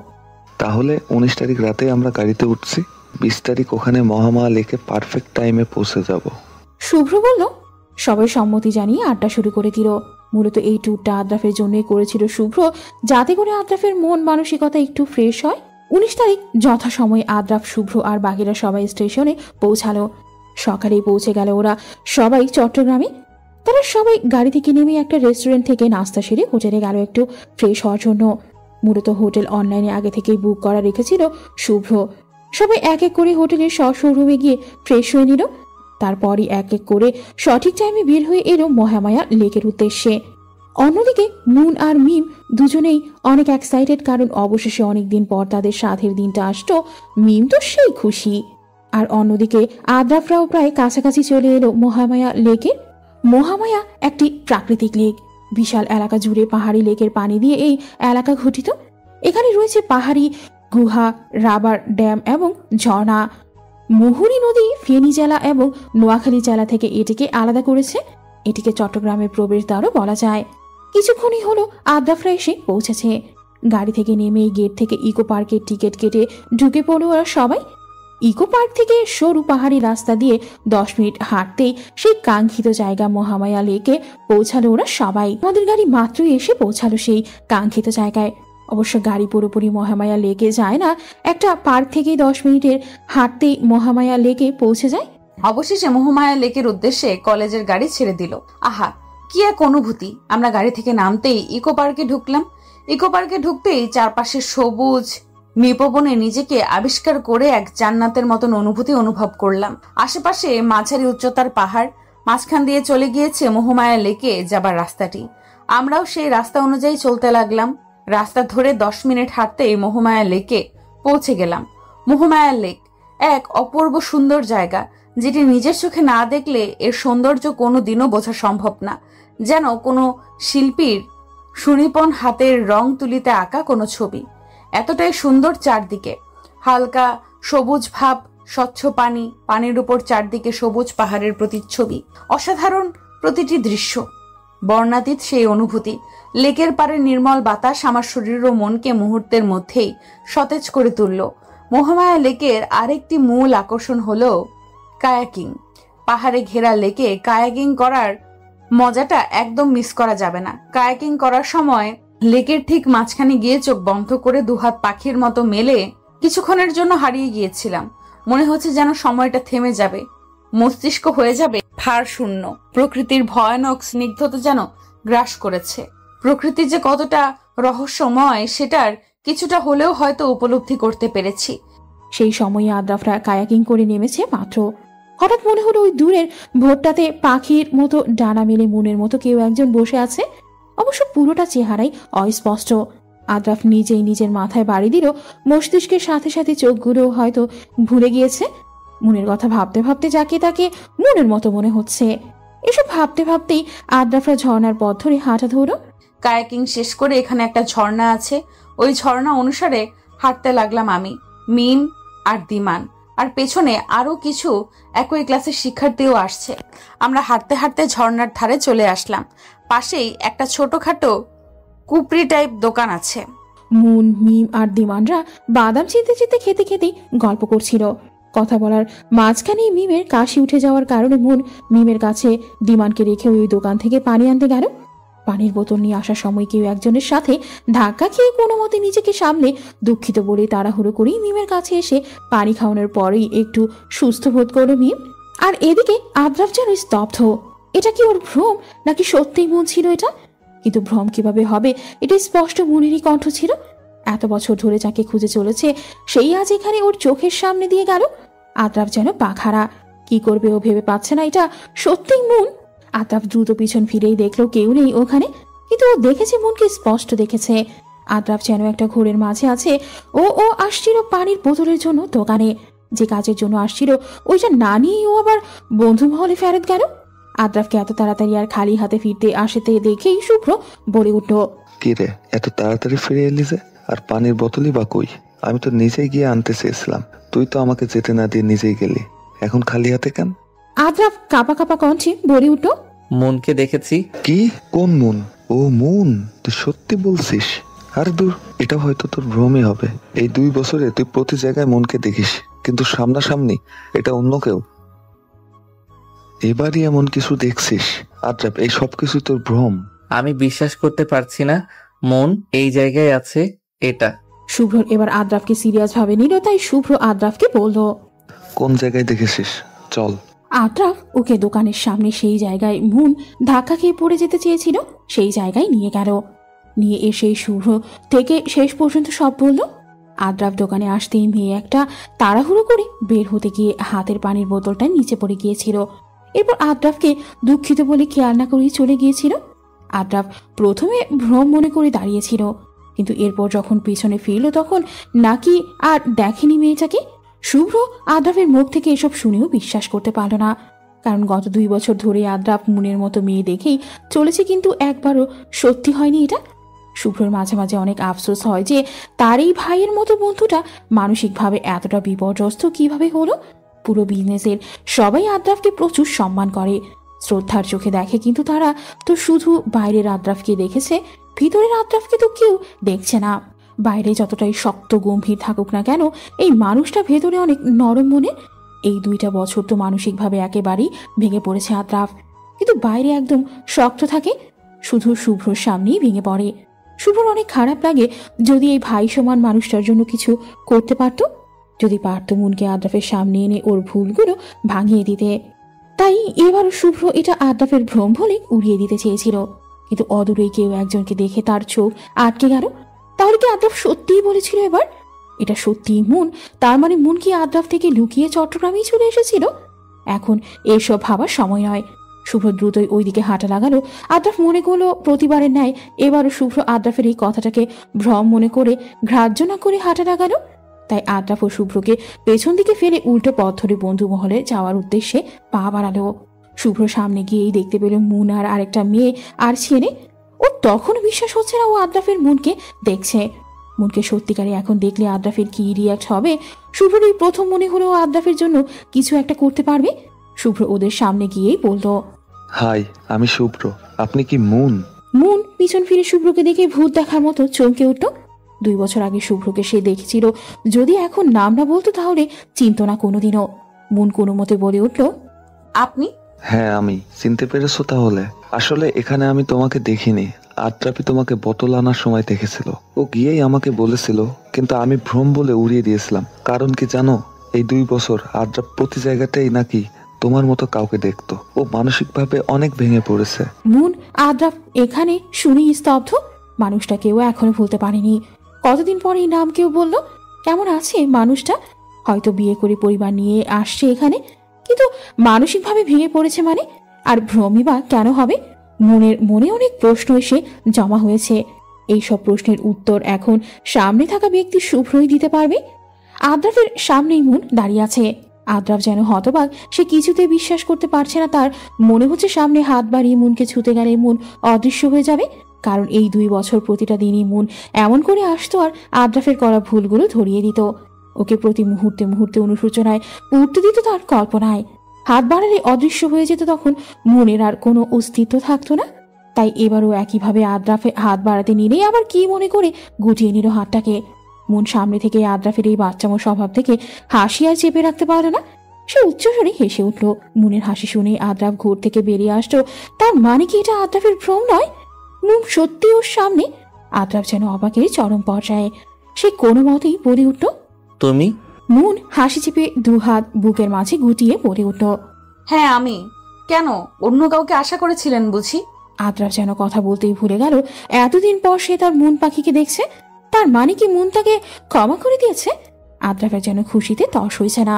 এই যে কই হারিয়ে যাচ্ছেন কিছুক্ষণ পর পর, নাকি কল্পনার সংসার টংসার বাচ্চা কাচ্চা নিয়ে ভেবে ফেলেছেন? আদ্রাফের কাশি উঠে গেল এই কথা শুনে। আদ্রাফ নিজে বিড়বিড় করে বলে উঠল, এই 2 বছরে লাজ লজ্জা সব খেয়ে ফেলেছে এই মেয়ে। তখন তো কথাও বলতো মাথা নিচু করে, আর এখন দেখি ভয়ও পায় না। এসব দেখে মুনের হাসি যেন থামতেই চাইছে না। ওকে কিছুক্ষণ আগেই আদ্রাফের ব্যাপারে শুভ্র সব কিছু ঘুরে বলেছিল, আর আদ্রাফের কালো অতীতের ব্যাপারেও বলেছিল যে কোনো নারী জাতিকে ঘৃণা করে আদ্রাফ। মুন তবুও আদ্রাফের মুখ থেকে শুনতে চায় সে আদ্রাফের এই বিশ্বাস ভঙ্গ করবে, দেখিয়ে দিবে সব নারী এক নয়। তার সব প্রশ্নের উত্তর পেয়ে গিয়েছে শুভ্রর কাছ থেকে। শুভ্র তাকে এও বলেছে যে আদ্রাফ ওকে ভালোবাসে। এখন শুধু আদ্রাফের বিশ্বাস অর্জনের পালা। শুভ্র, মিম আর বাকিরা কেউই এখানে নেই, তারা সবাই অন্যদিকে ঘুরছে। এখানে শুধু মুন আর আদ্রাফি আছে। তারা এখন ছোট্ট 2টা পাথরের উপর বসে আছে। পাশেই ঝর্ণার পানির কলকল ধ্বনি শোনা যাচ্ছে। মুন আদ্রাফের দিকে তাকিয়ে দেখলো সে এক ধ্যানের সামনে পানির দিকে তাকিয়ে আছে। মুনও আর বিরক্ত করল না, সেও চুপচাপ বসে আছে অদূরেই তাকিয়ে। কোথায় হারিয়ে গিয়েছিলে এই 2 বছর? আদ্রাফ আগের ন্যায় ওদিকেই তাকিয়ে বলল। মুন আদ্রাফের কথায় ওর দিকে তাকালো। আপনার জন্য থাকতে পারছি ওই জায়গায়। আদ্রাফ এই কথার জবাবে আর কিছু বলতে পারল না। আবারও আগের অপরাধবোধ জাগ্রত হয়েও লজ্জায় কুঁকড়ে গেল। মুন এটা বুঝতে পেরে নিজেকে নিজেই গালি দিল। কেন শুধু শুধু এসব বলতে গেল বেচারাকে? সবকিছু জেনেও আদ্রাফকে আবারও না চাইতে কষ্ট দিয়ে ফেললো। জানো, এই 2 বছর ঢাকার পুরো আনাচে কানাচে তোমায় খুঁজেছি, কিন্তু পাইনি। আমি তো আশাই ছেড়ে দিয়েছিলাম যে তোমাকে আমি হারিয়ে ফেলেছি। প্রতিদিন তুমি আমার কল্পনায় আসতে। আজকেও তোমাকে দেখার পর আমি মনে করেছিলাম এই 2 বছরের ন্যায় আজও এটা আমার ভ্রম, যেন ছুঁয়ে দিলেই অদৃশ্য হয়ে যাবে। এই কথার জবাবে মুন আর কিছু বলল না। 2 মাস পর দিন চলে যায় নিজের মতো করে। এখন সবকিছুই ঠিকঠাক। সেই দিনের পর থেকে মুনের সাথে আদ্রাফের সবকিছুই স্বাভাবিক। মুনও আদ্রাফকে ক্ষমা করে দিয়েছে। আদ্রাফের সাথে এখন মিমের ফ্যামিলিরও ভালো রিলেশন। আদ্রাফের অফিসের আরেকটা শাখা রয়েছে চট্টগ্রামে। সেই অফিসের কাজে চট্টগ্রামে আসতে মুন মিমদের বাসায় আসে। সেই দিনের কথা আদ্রাফ আর ওর বাবা চট্টগ্রামে মিমের ফ্যামিলিতে মুনের ব্যাপারে বলেছে, আর এতে আঙ্কেল আন্টিও রাজি। ওনারাও ভীষণ খুশি, আর মিম তো বেজায় খুশি। অবশেষে সবকিছু ঠিকঠাকের মতো হয়েই গেল। মুন আর আদ্রাফের এখন আর কোনো বাধা নেই। বাসর ঘরে বসে আছে মুন।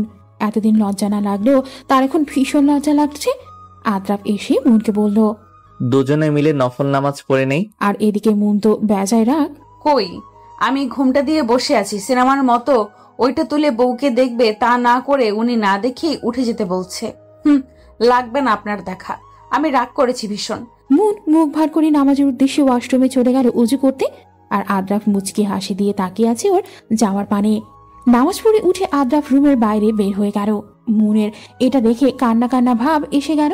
বিয়ের প্রথম রাত নিয়ে কতজনের কত আশা থাকে, আর আদ্রাফ একটু সময়ও দিচ্ছে না। মুন আর কিছু না ভেবেই ব্যালকনিতে চলে গেল। এখন সে কাঁদবে ভীষণ করে যে কেন আদ্রাফ ওর সাথে ভালোভাবে কথা বলল না। তার উপর নামাজ পড়েই রুম থেকে কেন বেরিয়ে গেল। আশুকও মুন আর কথাই বলবে না আদ্রাফের সাথে। আজ পূর্ণিমা, চাঁদের আলোয় চারদিকে সব স্পষ্ট। মুন যখন ব্যালকনির গ্রিলে হাত রেখে চাঁদ দেখতে ব্যস্ত, তখনই ঠিক একজোড়া হাত তার গলায় কিছু একটা পরিয়ে পাশে সরে দাঁড়ালো। মুনের আর বুঝতে বাকি রইল না এটা কে। মুন মুখ ঘুরিয়ে ফেললো ওই দিক থেকে। সে ভীষণ রাগ করেছে আদ্রাফের উপর। আদ্রাফ বলে উঠল, আজকের চাঁদটা ভীষণ সুন্দর, মনে হচ্ছে যেন কারোর সাথে অভিমান করেছে। একবার মেঘের আড়ালে চলে যায় তো আরেকবার বের হয়। মুন এই কথার জবাবে কিছু বলল না, মুখ ফিরিয়ে নিল। আদ্রাফ আবারও বলে উঠল, কিভাবে এর অভিমান ভাঙা যায় বলো তো মন পাখি? চাঁদকে যখন সুন্দর বলছেন তখন ওনার থেকে জিজ্ঞাসা করুন, আমাকে কেন? আমার পাশেই তো চাঁদ। তোমাকেই বলেছি এই চাঁদকে তো প্রতিদিন দেখি, কিন্তু আমার পাশের চাঁদটা সহ একসাথে তো এই প্রথম দেখছি 2 চাঁদ একসাথে। মুন মুখ ভার করে বলে উঠল, সরেন এখান থেকে, কথা বদলাবেন না। আদ্রাফ মুচকি হেসে মুনের গলার দিকে এগিয়ে আসতে মুন চোখ মুখ খিচে বন্ধ করে পিছন দিকে সরে গিয়ে কাঁপা কাঁপা ভাবে বলে উঠল, আমি এখনো প্রস্তুত না। অনেকক্ষণ হয়ে যাওয়ার পরেও কোনো কিছুরই আভাস না পাওয়াতে মুন এক চোখ খুলেই দেখতে পেল আদ্রাফের হতভম্ব মুখটা। পরেই আদ্রাফ উচ্চস্বরে হো হো করে পেট চেপে ধরে হেসে উঠল। মুন তো হতবাক। এখানে হাসির কি বলল সে? পরক্ষণেই নিজের বলা কথাটা ভাবতে লজ্জায় কুঁকড়ে গেল সে। আদ্রাফ ওই অবস্থায় মুখে হাসি চেপে ধরে বলে উঠল, সিরিয়াসলি মন পাখি, আমি তোমার গলার ধারের কাছে যেতেও এখন তোমার প্রস্তুতি লাগবে? মন তো ব্যাকুল বনে গেল। এই দেখো, তোমার গলাতে আমি এখানে এসেই এটা পরিয়ে দিয়েছিলাম, আর নামাজ পড়ে বাইরে বাবার রুমে এটার জন্যই গিয়েছিলাম। ওই দিন ভুলে ওখানে ফেলে এসেছিলাম। মুন নিজের গলার লকেটটা নিয়েই দেখলো একটা লাভের ভেতর চাঁদ লেখা খোদাই করা। অসম্ভব সুন্দর লকেটটা। তার মানে কি আদ্রাফ মুন অর্থ চাঁদ বোঝাতে চেয়েছিল? আদ্রাফ হাসি মুখেই বলে উঠল, পছন্দ হয়েছে চাঁদ? হ্যাঁ, ভীষণ। এভাবেই হাসি খুশি ভাবে তাদের প্রথম রাতটা কেটে গেল। সেদিনের পর থেকে সবকিছু আরো সুন্দরভাবে চলতে লাগলো।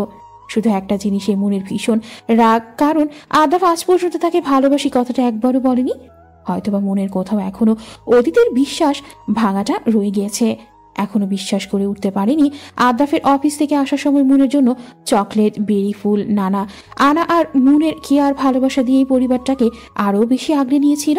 এরপর খুশিটা আরো বেশি বেড়ে গেল যখন শুনল মুন মা হতে চলেছে। আদ্রাফ তো সেই খুশি। এভাবেই 8 মাস চলে গেল। এরপর আদ্রাফ আর টাইম পায়নি কাজের চাপে, তাই মুনের 8 মাস চলাকালীনই প্ল্যান করলো লং জার্নি দেবে, কারণ মুন নিস্তব্ধ রাতের জার্নি বেশি পছন্দ করে। ওই দিন অফিস থেকে এসেই দুজনে পুরো রাত গাড়ি করে ঘুরবে এই বলে গেল আদ্রাফ। অফিস থেকে এসে দেখলো মুন রেডি।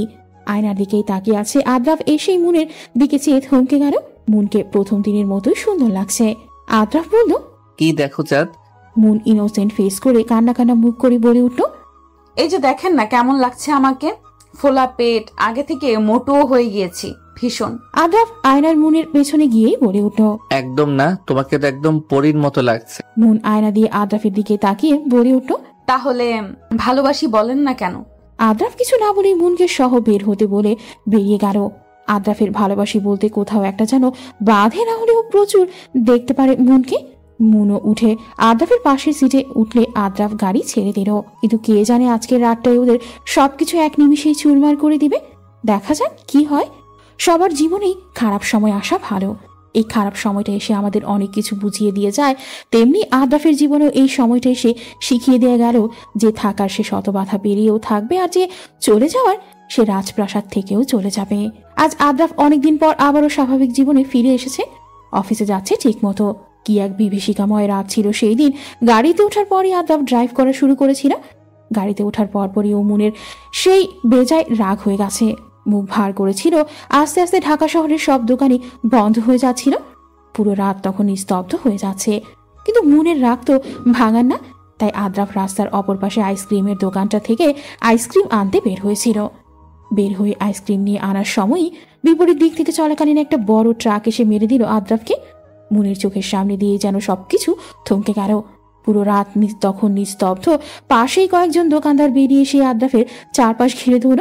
আদ্রাফ চোখ বন্ধ করার সময়ও মুনের দিকে তাকিয়ে হাত বাড়িয়ে দিয়েছিল। মুন যেন কথা বলার ভাষাটাও হারিয়ে ফেলেছে। চোখের সামনেই আদ্রাফের রক্তাক্ত নিথর দেহটা পড়ে রইল রাস্তার মাঝে। এসব দেখার মাঝে মুন গাড়ি থেকে বের হয়ে আদ্রাফের সামনে গিয়েই ওর নিথর দেহ দেখে সেন্সলেস হয়ে গিয়েছিল। এরপর মুন আর কিছুই জানত না। যখন সেন্স ফিরে তখন নিজেকে হাসপাতালে বেডে আবিষ্কার করে। পাশেই মিম বসেছিল মুনের হাত ধরে। মুন চোখ খুলতে আদ্রাফের কথা জিজ্ঞেস করে, তখন মিম উত্তরে বলে পাশের ক্যাবিনে আদ্রাফের অপারেশন চলছে। মুন এক প্রকার লাফিয়ে ওঠে আদ্রাফের ক্যাবিনের সামনে দৌড়ে গিয়েছিল। ওখানেই শুভ্র দাঁড়িয়েছিল। জীবনে অনেক রোগীর চিকিৎসা করেছিল, কিন্তু নিজের ভাই সমান বন্ধুর অপারেশন করতে তার হাত কাঁপে। কান্না আসবে তাই সে অপারেশন থিয়েটারে ঢোকেনি। মিম এসেই মুনকে পাশের এক চেয়ারে বসিয়েছিল। অতিরিক্ত স্ট্রেস নিলে মুনের বাচ্চার ক্ষতি হবে বলে। অপারেশন শেষে ডাক্তার বের হয়ে বলেছিল আদ্রাফের সুস্থ হতে অনেক দিন লাগবে। কথাও বলতে আস্তে আস্তে সময় নিতে হবে। পা ভেঙে গিয়েছিল, হাঁটাচলা করতে পারবে না। আপাতত বেড রেস্টে থাকতে হবে, মানে পুরো দিন রাতের জন্য একটা হোম নার্স লাগবে আদ্রাফের। কিন্তু মুন মানেনি, সেই করবে আদ্রাফের সব কাজ। সেই দিনের পর থেকে মুন তার ভারী প্যাট নিয়েও আদ্রাফের সব কাজ করত। আদ্রাফ কিছুই বলতে পারত না, শুধু চেয়ে চেয়ে দেখত। মুন অনেক কেয়ার করতো আদ্রাফের। অবশ্য মিম কয়েকদিন থেকে গেছিল মুনের সাথে। এরপর তার এক্সামের জন্যই চলে যেতে হয়েছিল চট্টগ্রামে। মুনের ডেলিভারির দিনও সে আদ্রাফকে কাছে পায়নি। এক সময় ফুটফুটে এক পরি আসতো মুনের কোল আলো করে। মিম তো এক্সামের পর আবারও চলে এসেছিল মুনের জন্য। শুভ্র আর মিমের দিন শুরু হতো পরিটাকে দিয়েই। এর মধ্যে শুভ্র আর মিমের মধ্যে অনেক ভাব হয়ে গিয়েছে। আগের মতো তারা এখন ঝগড়া করে না। মুন এক হাতেই সব সামলাতো। সংসারের কাজ, আদ্রাফের দেখাশোনা, সব মিলিয়ে পরিবারটাকে আরো সুন্দরভাবে গুছিয়ে নিত মুন।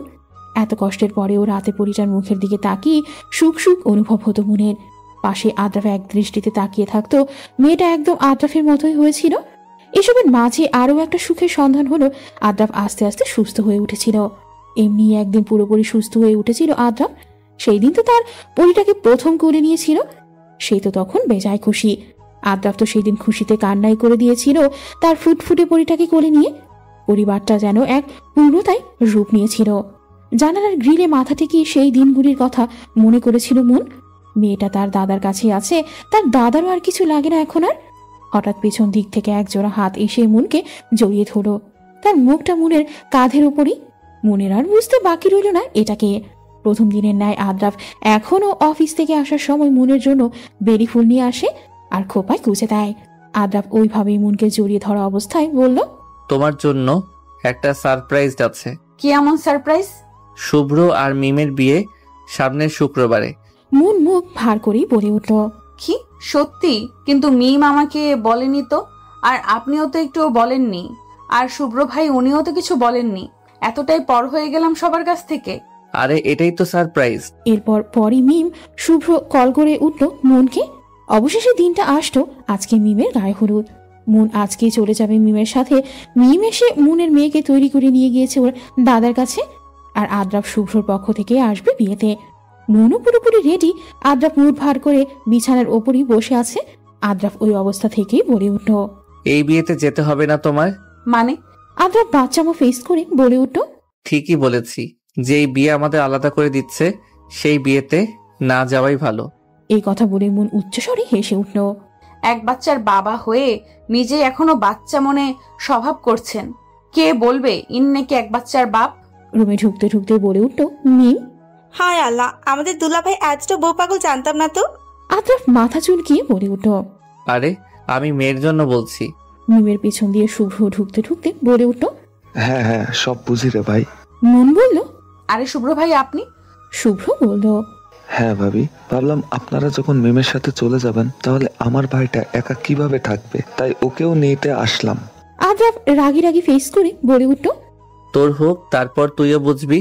মিমের দিকে চোখ টিপে বলে উঠল, আরে ভাই আমি অলরেডি অনেক থেকে ফেলেছি, আর একা থেকে বুঝতে চাই না। মন বলে উঠল, হয়েছে, এবার চলেন সবাই। অবশেষে শুভ্র আর মিমের বিয়ের কার্য সব ঠিকঠাক সম্পন্ন হয়ে গেল।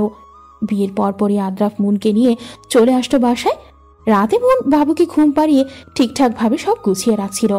এমন সময় আদ্রাফ এসে মনের চোখ বেঁধে দিয়ে করে তুলে নিল। মন চিৎকার করতে নিলে আদ্রাফ ফিসফিস করে বলে উঠল, কোনো কথা না।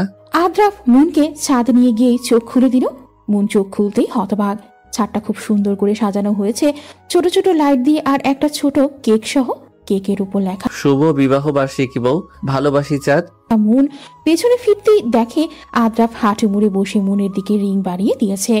মনের তো খেয়ালই ছিল না আজ তাদের বিবাহ বার্ষিকীর দিন। আদ্রাফ হাঁটু মুড়ে ওই অবস্থায় বলে উঠল, ভীষণ ভালোবাসি চাঁদ। তুমি আমার মুখ থেকে শুনতে চেয়েছিলে না? জানো আমার ভালোবাসার সম্পর্কে বিশ্বাসটা পুরোপুরি আসেনি কোনোদিন, তাই তো এত কেয়ার করার পরও তোমাকে কোনোদিন বলা হয়নি ভালোবাসি। আমার বাবারও প্রেমের বিয়ে ছিল, বাবাও ভীষণ ভালোবাসতো ওনাকে। আস্তে আস্তে বাবা ব্যবসা নিয়ে বিজি হয়ে পড়ে, আর আমার জন্মদাত্রী আমার 8 বছর চলাকালীন পরকীয়াতে জড়িয়ে পালিয়ে গিয়েছিল। কিন্তু আমার বাবা তাও কোনোদিন আজ পর্যন্ত ওনাকে খারাপ বলেনি। আমার বাবার ভাষ্য মতে হয়তো বাবা তার স্ত্রীকে ঠিকমতো ভালোবেসে আগলে রাখতে পারেনি। কেমনে পারলো ওই মহিলাটা একটা বাচ্চা রেখে পালিয়ে যেতে? তাদেরও তো প্রেমের বিয়ে ছিল, ভালোবাসা ছিল অনেক, তবু কিভাবে পারলো এটা করতে?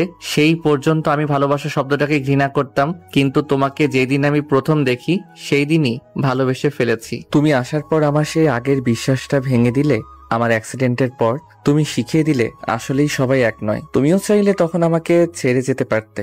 টানা 3 মাস তুমি তোমার শরীর খারাপের মধ্যেও আমার খেয়াল রেখেছিলে।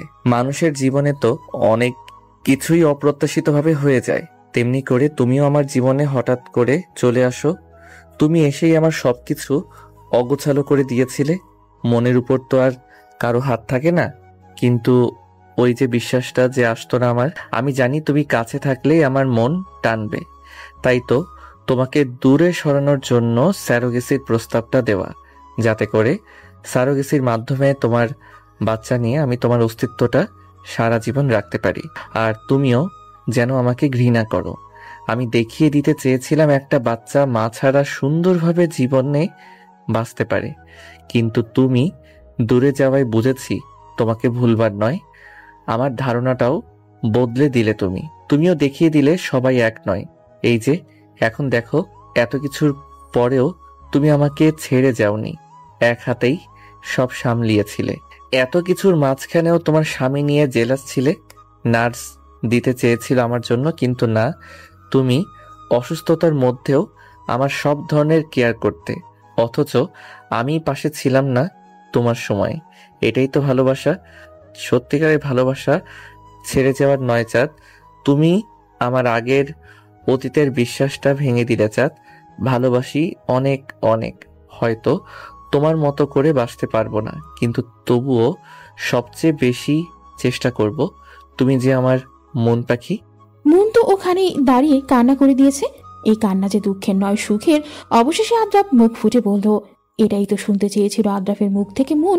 আদ্রাফ উঠেই মুনকে রিং পরিয়ে দিয়ে চাঁদের দিকে ইশারা করে বলে উঠল, এই পূর্ণিমার চাঁদের মতোই তুমি আমার অন্ধকার জীবনটাকে আলো করে দিয়েছ। রাতের বেলায় চাঁদ যেমন পুরো আকাশটাকে সুন্দর বানিয়ে দেয়, ঠিক তুমিও আমার জীবনে এসে জীবনটাকে সুন্দর করে দিয়েছ। আমার জীবনে তুমি আমার চাঁদ, আমার জীবনটাকে তুমি পূর্ণ করে দিয়েছ। তুমিহীনা এই আদ্রাফের জীবন অপূর্ণ, তুমি আমার পূর্ণতা মন পাখি। সমাপ্ত। নিয়মিত গল্প